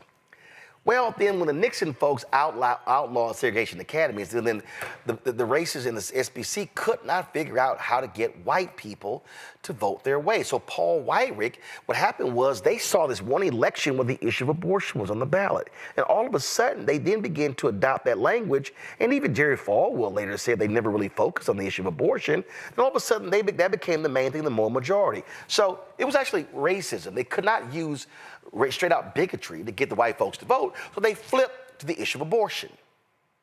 So these people who are commenting on Pope Leo, they're liars because they didn't understand the actual history.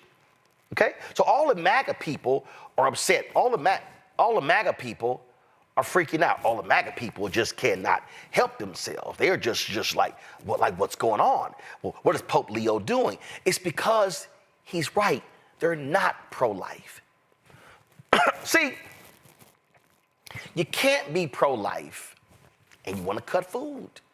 You can't be pro-life when you want to sit there and snatch money for the homeless. You can't be So when we start talking about what Jesus actually preached, that's literally against the MAGA agenda. See, y'all might remember a couple of years ago when I had a pro-life or really an anti-abortion black Republican in my studio and this happened. Reeves is not doing it in Mississippi. And so what I'm saying is this here. No. What I'm saying is this here. When I listen to Republicans talk about being pro-life, what I want to know is where their pro-life stances when it comes to Head Start. Right. Where their pro-life stances when it comes to prenatal care. Right. Where their pro-life stances when you have black women who have a high rate of dying in childbirth. Where are your pro-life policies when it comes to infant mortality? What I'm saying is when you are a Republican in the state of Mississippi, and you push a law and the Supreme Court overturns Roe v. Wade, and you are ill-prepared to handle the 5,000 new babies, maybe because the money that you could care for the poor went to Brett Favre. That's right. And all I want to see is the governor of Mississippi, who's opposing Medicaid expansion, seeing rural hospitals shut down in his state, and you got white women and black women who are dying, and Republicans control the legislature. They control the governor's mansion, so don't tell me they are pro-life when they are unwilling to accept Medicaid expansion, but then they say we don't want to accept federal money from the federal government when they send $1 to the federal government and they get $4 back. When you look at this concept, what you're saying to me right now is that because you believe that Republicans are not supporting pro-living, I disagree. I look at the Republican support for community health centers. I look at the Republicans trying Where? Everywhere, Roland. South Carolina, South Carolina, North Carolina, Tennessee, Georgia, Arkansas, Texas, Mississippi, Alabama. Exactly. They all are against Medicaid expansion and rural hospitals. Are you telling me rural hospitals? Are you literally telling me that rural hospitals in Mississippi, Alabama, Texas, Arkansas, Tennessee, Georgia, North Carolina, South Carolina are not shutting down? Are you actually telling me that? I am not telling you that. But so what therefore, I am saying, if they're shutting down, how then are the people able to get care? How? Roland, what I am saying is that there are, when we talk about aborting babies, so you're saying to me that because we support life, actually giving babies the opportunity to live. I'm confused. I'm so confused. First of all, hold up. You're confused because you think I'm saying something that I'm not. Well, tell me what you're saying. What I'm telling you, I'm being very clear. You cannot say you are pro-life when you vote against prenatal care for the mother. You cannot say you are pro-life when you vote against Head Start. Right. You cannot say you are pro-life when you do not want to expand Medicaid to keep hospitals open. You cannot say you are pro-life when you have OBGYNs who are not available in your state. You cannot say you are pro-life when you have black women who are dying at a higher rate during childbirth and you do nothing public policy-wise to fix it. You cannot say you are pro-life if you allow infant mortality rates to be sky high in areas where there are black and brown people. What that tells me is you are anti-abortion. You are not pro-life. Because if you are pro-life, you care about the child in the womb and when the child is out. And if you are pro-life, you are standing there with black folks when their kids are killed by cops. You are not silent. So if you are pro-life, be pro-life from the womb to the tomb, but not just in the womb. Okay. And that's how we got this meme. Remember Erica Savage had that look on her face? That's how we got this meme. So, Rebecca, they so mad. They mad, but Pope Leo is correct. You cannot continue to yell and scream that you are pro-life when the policies that you support are not advancing life. People die in this country because of food insecurity. People die in this country because they are homeless. People die in this country because of lack of access to health care. And these same right-wingers just love themselves some death penalty, but they real quiet when black folks are being unarmed black people being shot and killed. No, they are anti-abortion. They are not pro-life. Pope Leo is 100% correct. Roland, I love facts. And the reason why I love facts is women have been having abortions since the beginning of time. Catholicism has only been around for roughly 2,000-ish years. And of that nearly 2,000-ish years, it wasn't until 1983 where the Catholic Church actually put into canon, put into Catholic law, that you could be excommunicated for procuring or having an abortion. So you mean to tell me for nearly 2,000 years in the Catholic Church, you weren't excommunicated because you got an abortion, but now in 1983, all of a sudden, oops, we forgot about that the last 2,000 years. So all these people who are talking online, they clearly don't know what they're talking about, but also, quite frankly, according to their own Bible, they're going to hell anyway, because 1 John says you can't have hate in your heart. So for all these people espousing hate, that means you can't love God. If you can't love God, you ain't going to heaven. So I guess enjoy hell. Joy? I mean, I couldn't say it better. I mean, the fact of the matter is, as I said earlier, I don't know what version. I mean, the rest of us are reading a different Bible, right? I don't know. They had the Charlie Kirk version. I really don't know. These things, the things that they're advocating are against God as it is presented to us in the Christian Bible that they say that they believe in. Pope Leo is the head of the Catholic Church.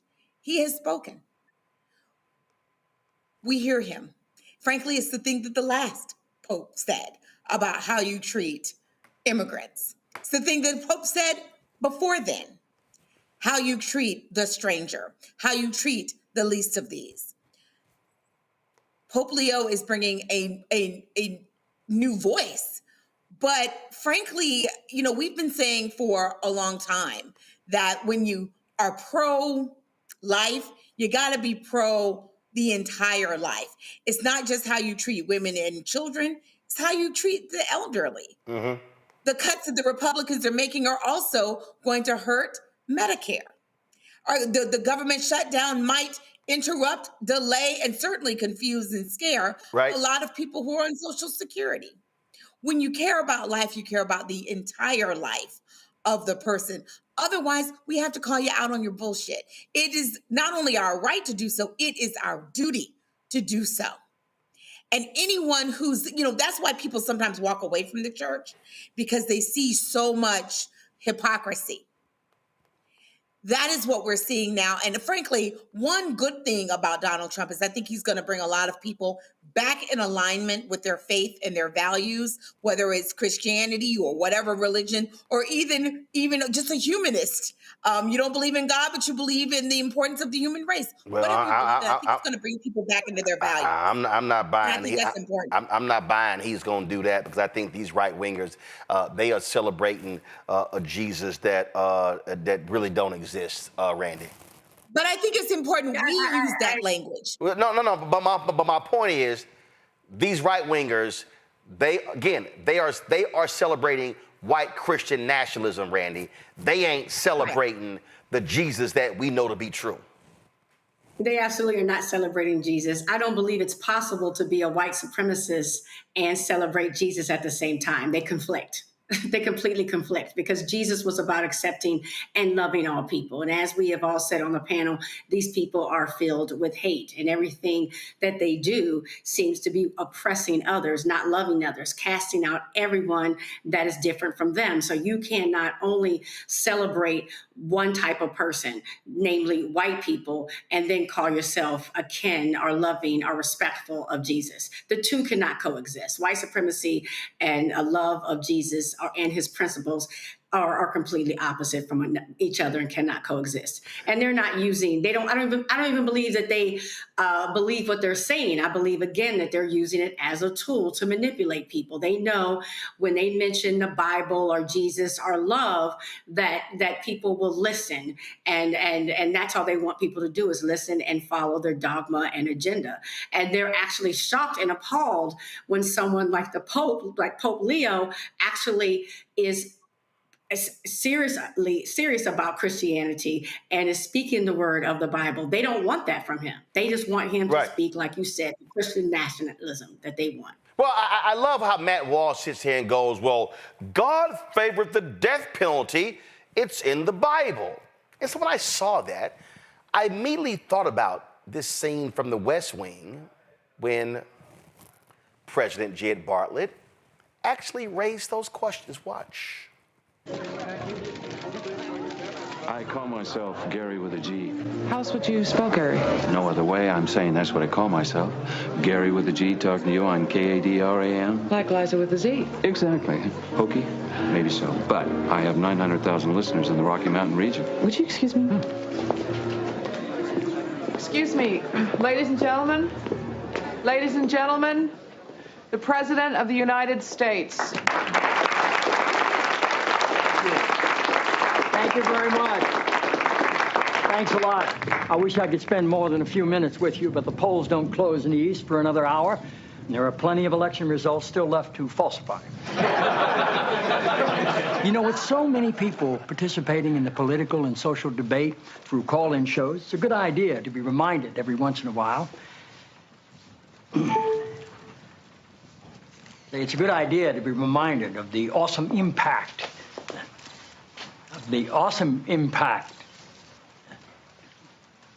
I'm sorry. You're Dr. Jenna Jacobs, right? Yes, sir. It's good to have you here. Thank you. The awesome impact of the airwaves and how that translates into the furthering of our national discussions, but obviously also how it can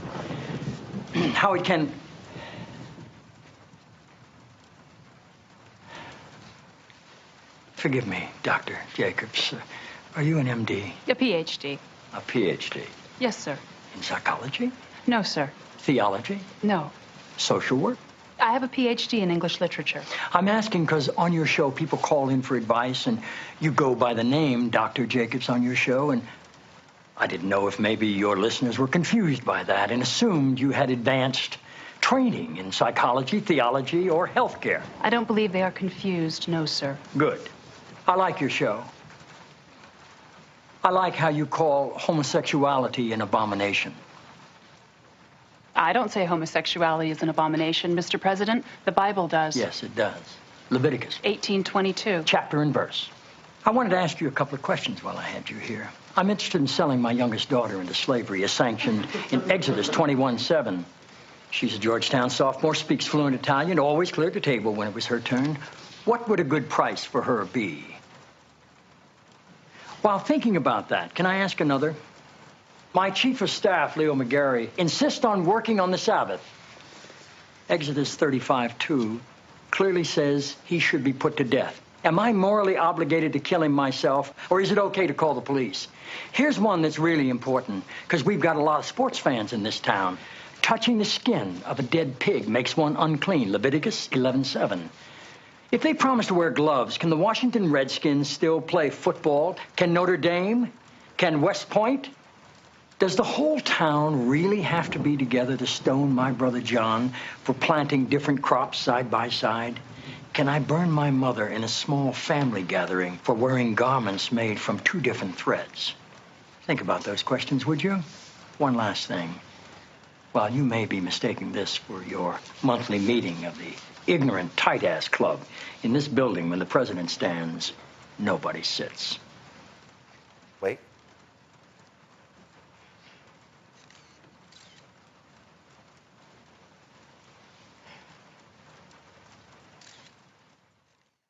Oh, I love that scene. Why is that important? Because, see, when these right-wing evangelicals say, well, God said this in the Bible, yes, but the Bible also said all the things that he just said there as well. So how do they respond to that? Do they say, oh, that's the Old Testament. Jesus came in the New Testament.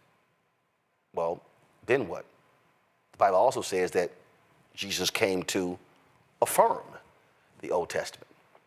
See, this is where they get so confused.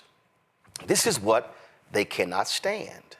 You see, they love to bring these things up, but they can't stand being challenged on these very things. And that's why I'm always going to call them out. You cannot say that, oh, I believe that everybody should accept Jesus Christ as their Lord and Savior. Okay, so if you put someone to death, then they never have an opportunity to actually accept Jesus Christ as their Lord and Savior. So don't you think if they continue to live, even if they are locked up in prison for the rest of their lives, that they have an opportunity to actually do that so they will never have to, in the afterlife, be damned because they can't be accepted into heaven. Am I correct on the scripture there, folks? See, this is the problem with these right-wingers, that they don't want to deal with it. See, what they want to be is they want to be vengeful, but also hateful. See, again, they want to be anti-abortion because they just absolutely believe in the fetus in the womb. But when that baby is born, then what? What about a Head Start? What about prenatal care while that mother is actually carrying that child to term? What about proper health care? What about proper environmental laws? See, it's amazing how they are against the very things that actually impact life. Do they care about those with asthma?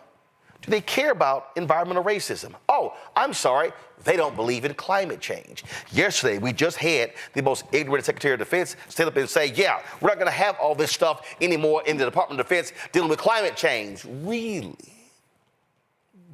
But you care about life. So when you see more storms, more violent, more destructive, killing more people, do those lives matter? And see, then when we say Black lives matter, they go, all lives matter. What if all lives matter? How then can you say you support the death penalty?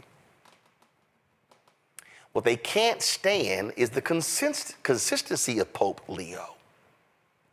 See, MAGA loves that New York Cardinal Dolan praised Charlie Kirk and said he was a saint. But the rhetoric that he uttered, really, Dolan? Or are you simply a maggot, a right-wing American cardinal? See, that's why they hate Pope Leo. That's why they hated Pope Francis. But they can't stand a spiritual leader who challenges them on their faulty spirituality. Gonna go to a break. When we come back, MAGA is really mad because Bad Bunny is gonna be performing at the Super Bowl. Oh my God, it's gonna drive them crazy. Back in a moment. Next on the Black Table with me, Greg Carr. An hour of living history with Dr. Richard Mariba Kelsey, thinker, builder, author, and one of the most important and impactful elders in the African American community. He reflects on his full and rich life and shares his incomparable wisdom about our past, present, and future. African genius is saying that my uncle was a genius, my brother was a genius, my neighbor was a genius. I think we ought to drill that in ourselves and move ahead rather than believing that I got it. That's next on the Black Table, here on the Black Star Network.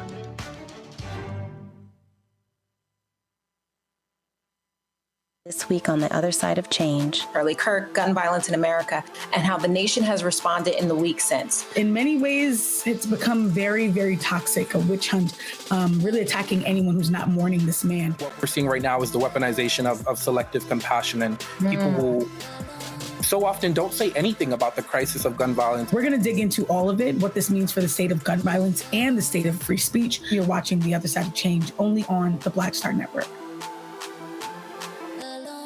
Hello, I'm Paula J. Parker.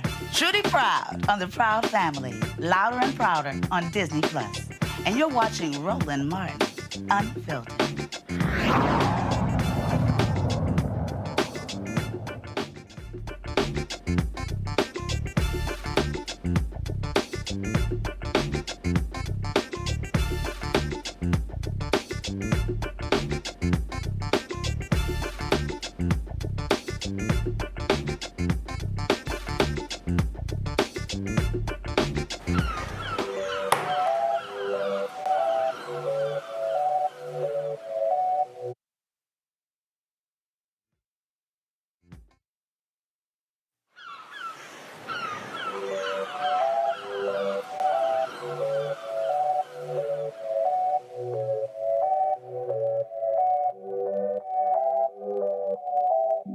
Se acostó temprano, mañana hay que estudiar.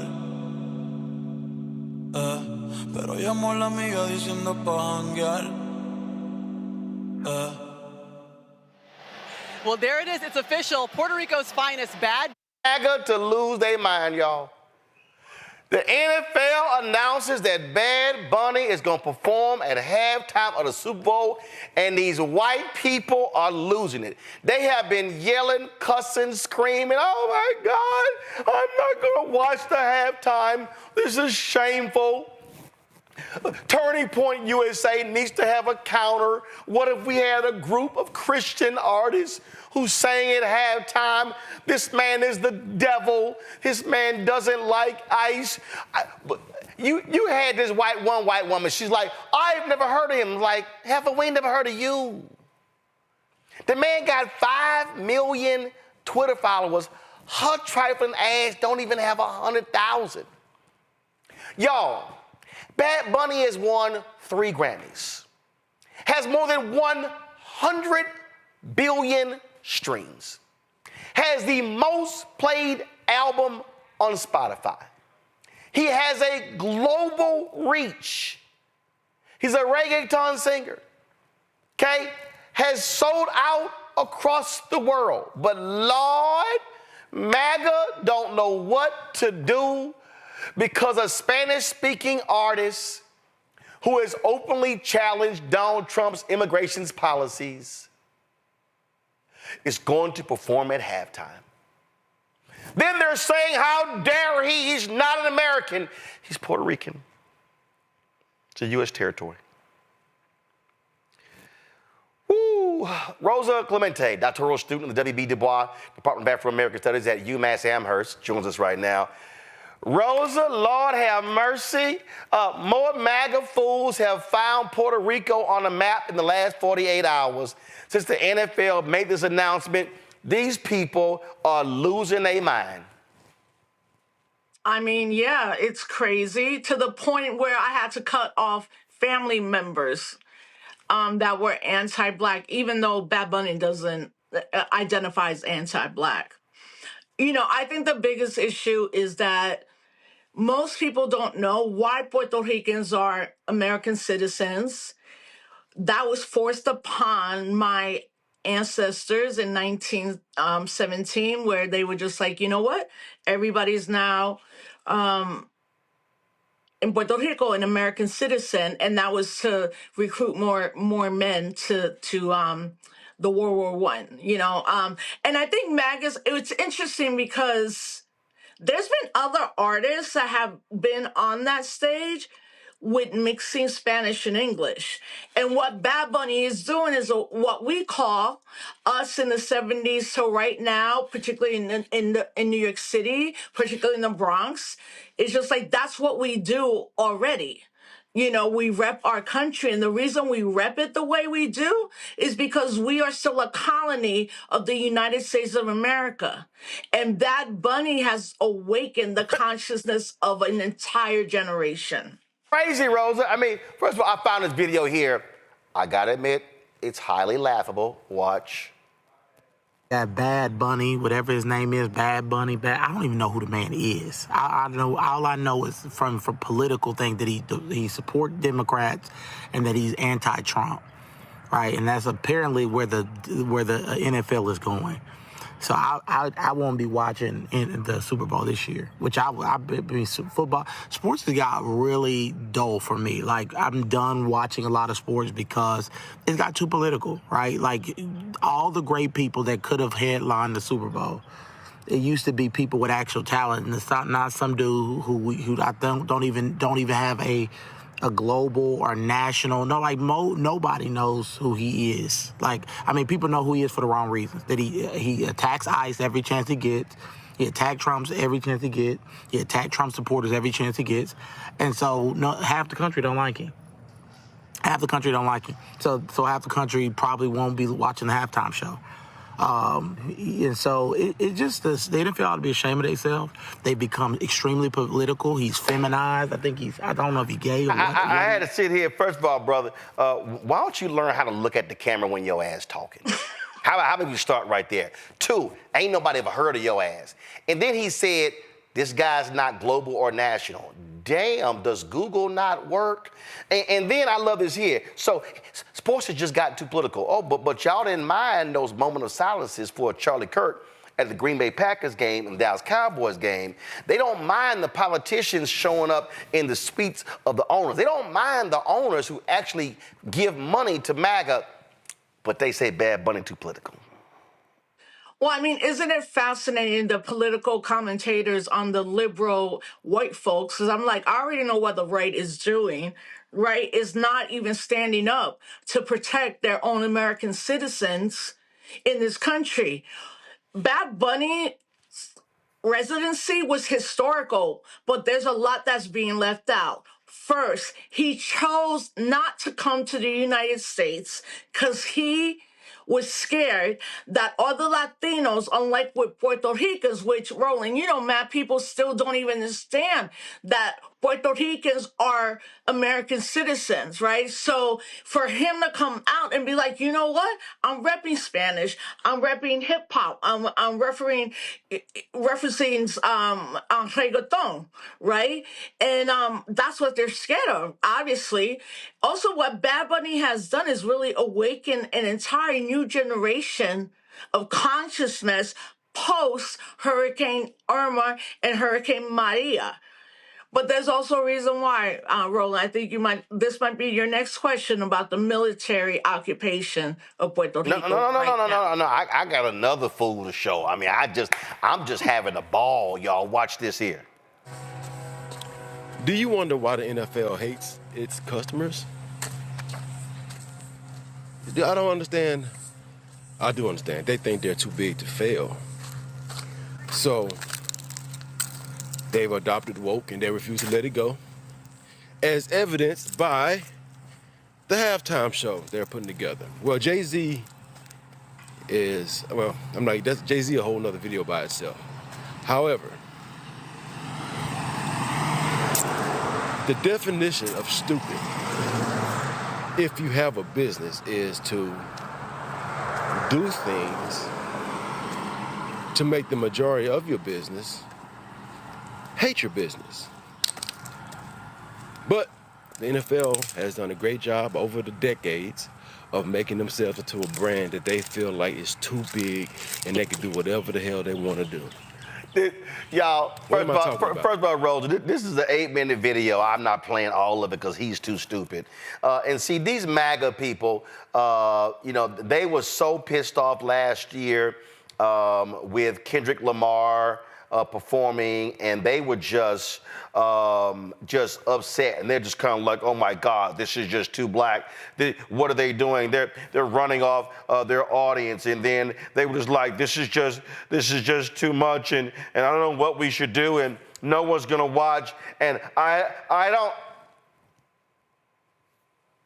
Yeah, no. Go to my iPad. Kendrick Lamar's 2025 Super Bowl halftime show is now the most watched of all time. 133.5 million viewers, drawing a larger audience than the Super Bowl itself. See, Rosa, this is what white MAGA and these individuals, I call them the help, these blackface MAGAs don't understand. The Super Bowl. Hold on, Rosa, hold on. The Super Bowl is not solely a United States game. The NFL is trying to be global. They played a game in Belfast, Ireland. They're playing games in London. These idiots don't even understand the Spanish-speaking population of the world. And so, hello, they ain't just focusing on some white hicks in the South. They're trying to be global. Go ahead. I mean, that's what it is. It's not we're trying, we are global. And what Bunny's representing, Bad Bunny's representing, it's just not like the colony of the United States, Puerto Rico. There's a reason why he's a #1 global star. There's a reason why when you see reports from the extinction, genocide of what's happening to our Palestinian brothers and sisters, they are referring to his song, and the song literally means like, I don't want them to do to Puerto Rico what they did to Hawaii. And I think part of it too, Roland, is like, there's a lot of people that just don't understand how Puerto Rican people became U.S. citizens. And that happened, and the United States needed more soldiers. But the most important contemporary thing that we can see right now is in Puerto Rico right now, while Bad Bunny was doing his show, 90 miles away, Arroyo, Puerto Rico, we have 2 ships, naval marine officers, 4,500, and every day there are military exercises. Why? Because that's why they made Puerto Rico a colony. It gives the United States a strategic way to get to the rest of Latin America. And today, Maduro, the president of Venezuela, we all have our understanding or angry with him, but we know when they go to invade Venezuela and lie about the last 8 people they killed, citizens, is they need Puerto Rico to go do that work. Right, I'm sorry, but the same thing is we're celebrating Bad Bunny, and we're also want to like highlight what a colony looks like, but also that because of Bad Bunny and a lot of folks, Puerto Rico's going to be free a lot sooner than I ever thought it was going to be free. Right. Rebecca, I saw this tweet from Eric Erickson that I thought was laughable. He said, the Super Bowl halftime has been awful for the last several years. Rebecca, it's only gotten bigger and bigger and bigger. So I'm like, what the hell are y'all talking about? And see, Rebecca, what they really want, they're like, why can't Jason Aldean perform? Why can't we? Because guess what? Because ain't nobody trying to watch Jason Aldean perform at halftime. Sorry, I remember. I forgot the Super Bowl I went to. I think it was in Miami. It was when the Saints played the Colts. I think the Who performed. God, that was boring. Rebecca, your thoughts? Well, thank you so much. What I'm really hoping that Bad Bunny does, like, it will be incredible if he does a show live from Puerto Rico, but understanding that he'll probably do it live. Oh, hell no. He's gonna be in Santa Clara. Let's be real clear. He's gonna be in a stadium. He's gonna be in Santa Clara, California. Rebecca, go ahead. But symbolically, I hope he brings Puerto Rico to California. And I hope he really digs into the indigenous culture of Puerto Rico, because a lot of people assume, because of Spanish speakers, that there is some connection to Spain, but I really want to see the indigenous roots. I hope his entire performance is not in English, and I'm very excited about it. And I appreciate people like Taylor Swift who made it known, hey, I'm not going to be performing at this next halftime show. No offense to Taylor, but we want to see the people. Like, we don't need to see the Who. We don't need to see Wonder Bread artists right now. We actually need to see artists that embrace the multiculturalism of our country. Well, first of all, here's the deal, Rosa. I mean, I don't care if Taylor Swift performs. I'm fine. They're just angry because you don't have right-wingers. Listen, MAGA would love for Lee Greenwood to bore us to death at halftime.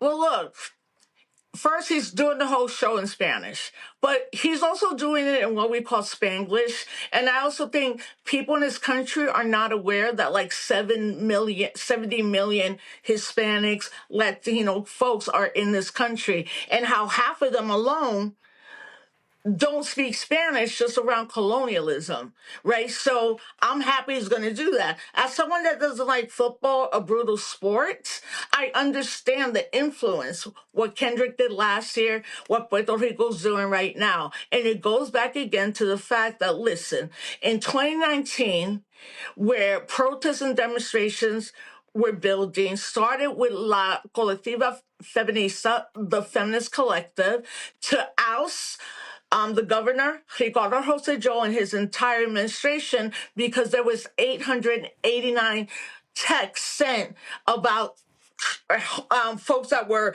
LGBTQI, and then also like Carmen Yulín Cruz, that was not the governor, the mayor at that time. So You know what, Roland, you know where we're at, right? I mean, these folks are coming after us whether we're black or brown. It's not going to make a difference if any of us are like, oh, I'm a black Puerto Rican. No, I'm Taino. And these are good things. But if you don't have the politics, you're not going to understand that. And I also think, look, he's being who he is. Right. I mean, but that song, when you listen to it, it reminds me, honestly, of when I've watched documentaries of Africans in the United States of America that were trying to flee slavery, and the songs, the lament, the thing at the end. I'm like, nobody's done that. And he is like every young person who's a Boricua from 1 to 40 in this world. They're looking at everything he's doing as a political statement. Hey, Joy, I remember, Joy, 2003, Beyonce performed with, and with Bruno Mars. And remember this here, just pull the audio down, but MAGA lost their mind because all these black women had these berets on, and they were like, oh my God, she's paying homage to the Black Panthers. What do we do? Again, all they can do is complain about something because, Joy, they can't stand black and brown people. That's what they want. What they want is whiteness. They want Wonder Bread and milk at halftime. That is right. Their artists are boring. Nobody is wanting to see them at the Super Bowl. If the NFL thought that it was in their financial and cultural interest to feature, some of the artists that you were laughingly mentioning a few minutes ago that, hell, I don't even know, they would have done it. They're pitching Bad Bunny because Bad Bunny is who people want to see. The NFL also is trying to be an international audience. I think you alluded to this earlier. They're not just trying to stay here in the United States, right? So they're trying to appeal to the entire world, playing games overseas, etc. So that is also happening here. They're saying that we embrace a multiculturalism that is already here. The NFL is lagging. They're not in front. These folks are already here. We've seen it with all the artists, and white people are watching and listening to these artists as well. This is not just about people of color, because we know they don't give a damn about us either. This is about the constellation of people who watch these games, want to see Bad Bunny, and I hope he brings it. And because he is politically and culturally and socially aware, we can expect that there's going to be some undercurrent here that's going to not just be about music, but is also going to be about transforming in a critical election year. Randy, Sis, I love that you said that because, Roland, I don't know if you know. Real quick. Okay, so I don't know if you know, so last night, a Bad Bunny song from 2020 was released on SoundCloud where he's straight being like, the police are killing black people, we miss Kobe, and there's white young men massacring people, right? So like, right now, from what I'm hearing from folks I know at those levels, they're saying the NFL might be thinking of even having him because of a song that we would see from any hip-hop artist that was political and black. We would see it from Talib and Dead Prez and all the amazing, like, more political rappers. And it came out and somebody just dropped that. I had never heard it. But once I heard it, I was like, oh, yo, Boricuas, look, right here, we at a whole different level right now because they're trying to erase us because their launching pad to invade Venezuela is here. And I guarantee you, in 10 days, they're going to try to invade Venezuela from Puerto Rico. Here's the deal, Randy. Let's be real clear. The NFL is a group of white men, white women, except for one owner, Con, down in Jacksonville, who love money. They love money. These are some MAGA, Trump-loving, Trump-supporting, donating owners. And so let's just make no mistake here, okay? No one can be confused, okay? For everybody who's out here who's like, oh, Jay-Z's picking halftime. No, he's not. Jay-Z's recommending the artist at halftime. If you think for a second that Roger Goodell and the NFL office did not vet Bad Bunny and check everything out, you're crazy. And these owners, because I remember, with Kendrick, well, some owners, they weren't happy. Bullshit. When them ratings dropped, they were happy. You know why? Because the NFL, y'all, just in case any of y'all want to understand, DeMaurice Smith talked about it on the Breakfast Club. And guess what? The owner of the Patriots, Robert Kraft, he talked about it as well. He said it. The NFL practices socialism because that's what the NFL is. They actually share money. They share revenue. These owners know what they're doing. These owners are all about the money. They are about getting paid. They are about making more money. They don't give a damn if MAGA's upset because you know what they want to see? They want to see Latinos, brown people. They want to see them buying product. They want to see them buying jerseys. They want to see them buying beer at the game. And matter of fact, if y'all out there think that I'm lying, here's Robert Kraft on CNBC, and wait until you hear the white anchor stop him from talking about socialism. Listen. Would I have believed in '94 when I played the highest price ever paid for any sports franchise in the world? We are now. And I never would have believed it, but, you know, it's a credit to my partners in the NFL, and Roger Goodell has done a great job leading our NFL, and we work, it's almost a socialist system of we're partners, and together. Don't say that. Don't say anything good is happening with social, or else he's going to get more votes down here in New York. No, but I mean that in a way. It's the spirit of, it's the most competitive business there is, how bad, what people do to win, but we're partners, and we have to come together.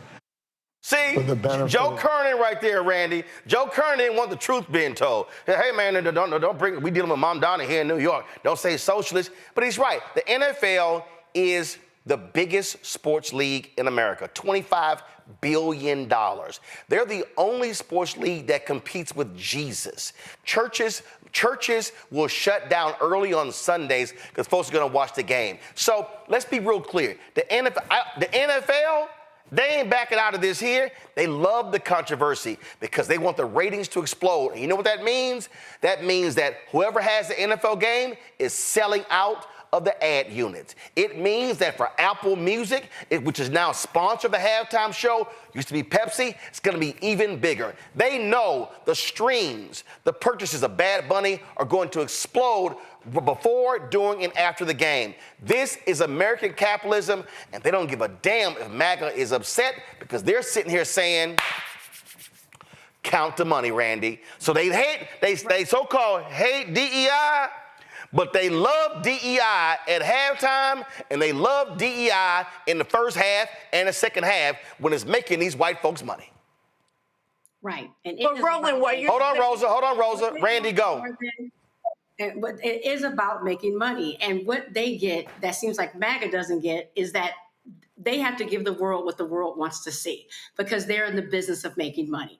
13% of the population in the United States, first of all, speaks Spanish. That's what they don't want to know. And MAGA doesn't want to admit that, but the world is very diverse. Also, the NFL wants to expand across the world. I was just in South Africa, and NFL was advertising in metro stations. Also, what's interesting to me is how MAGA is so ignorant when it comes to who a U.S. citizen is. They try to make these points, but they do it from an ignorant place. Bad Bunny is a U.S. citizen, but guess who wasn't? That Shania Twain, not a U.S. citizen.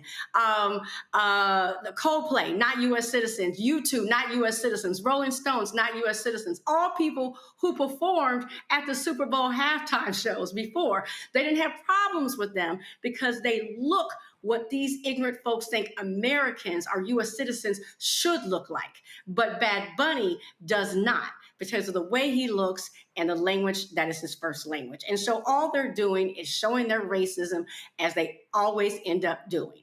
But the thing is, I've always told people, MAGA is divided into two people. They're the very rich ones, the billionaires, and then the very racist ones. And sometimes they are divided because the rich ones are not going to give into their racism and lose money. They're going to make their money. And that's exactly why that choice was made for Bad Bunny in the NFL. Rosa, final comment. I mean, I agree with what you just said. And I'm like, at the end, America's capitalism. What they don't see as the effective is that in my opinion, after Hurricane Maria and then 2019, Bad Bunny led the biggest protest in the history of Puerto Rico, $1.8 million. There's a lot of things to talk about us being a colony. And the last thing I will say that I appreciate, your audience is going to appreciate, in this tour, he recruited a faculty member at the University of Wisconsin. His name is Dr. Badillo. And Dr. Badillo wrote this. And fam, if you love Puerto Rico, don't get the navy blue. Get the lighter blue. Bad Bunny created his entire show on the history of Puerto Rico. If we align as American citizens, African-American citizens, Puerto Rico citizens, United States citizens who are treated as second class, we have always worked together and we're going to keep it moving. Well, listen, I think to watch these MAGA people lose their shit is absolutely hilarious to me. And they're going to be yelling and screaming. I don't think for a second, I would be shocked if the NFL pulled back on this. I think they did all the vetting. They knew what was going to happen. They knew the reaction. But the NFL owners care about one thing, money. They will pimp any controversy. They will pimp anything in order to make money. It's as simple as that. That's how they roll. So we'll see. But there's nothing like MAGA and these maggots crashing out. Rosa Clemente, I appreciate it. Thanks a lot. Thank you. Folks, that's it for us. Let me thank Randy, Joy, and Rebecca for being on today's panel. Thank you so very much, folks. Again, like I keep saying, y'all, the conversations we have here, y'all ain't getting these conversations on the rest of these little networks. They ain't having these real conversations because you're going to see some stupid discussion with Scott Jennings and doing some dumb debate on CNN. You're going to see some silly-ass discussions on Morning Joe. We know there's going to be some lying on Fox News. But on all these networks, broadcast and cable, they ain't centering black people. That's what we do here every single day with Roland Martin Unfiltered. That's what we do with Greg Carr's show, Reverend Dr. Jackie Hood Martin's show. That's what we see with The Other Side of Change, with Bria and Jamira. And we got a couple of new shows that we're working on. Y'all, bottom line is your support is critical. Because listen, these folks ain't dropping money on here. Listen, the YouTube charts came out again. We are the only black news show, the only black news show on YouTube's top 100 podcasts. That's it. We the only one. Everybody else black, sports, entertainment. You got Neil deGrasse Tyson, his science thing. That's it. We the only ones. We're the only ones on there. That's why your support is critical. That's why we need you to watch. And let me explain to y'all. We have the app. I need y'all to watch on YouTube because we generate more revenue there.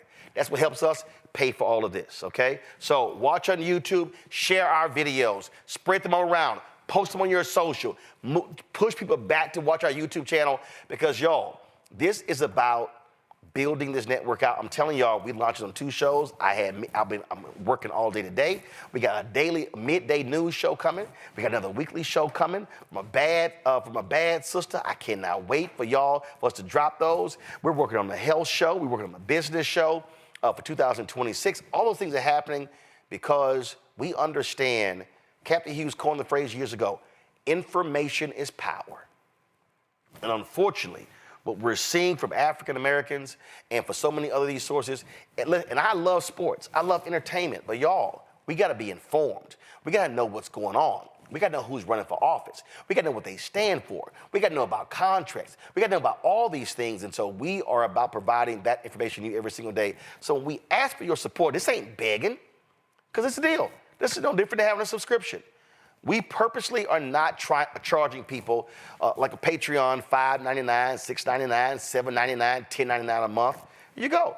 And again, I ain't got nothing against everybody else. When I saw the New York Times article saying Joe Budden's podcast does $20 million a year, I would love for this show to do $20 million a year. Because you know what that means? That would mean I could hire 50 more people. I could literally go out and hire reporters, producers, writers. We can have full health care, dental, benefits. I'm just being straight up, y'all. What we have built in 7 years is something nobody else in black-owned media has done, and people told me this was going to fail. Folks told me I was going to lose my $350,000 investment in this year. Because see, y'all, the first year and a half, We had small amounts of money in YouTube coming in. I took $350,000 of my own money to make sure that our staff was paid. And we launched this show. We had one sponsor. We launched this show.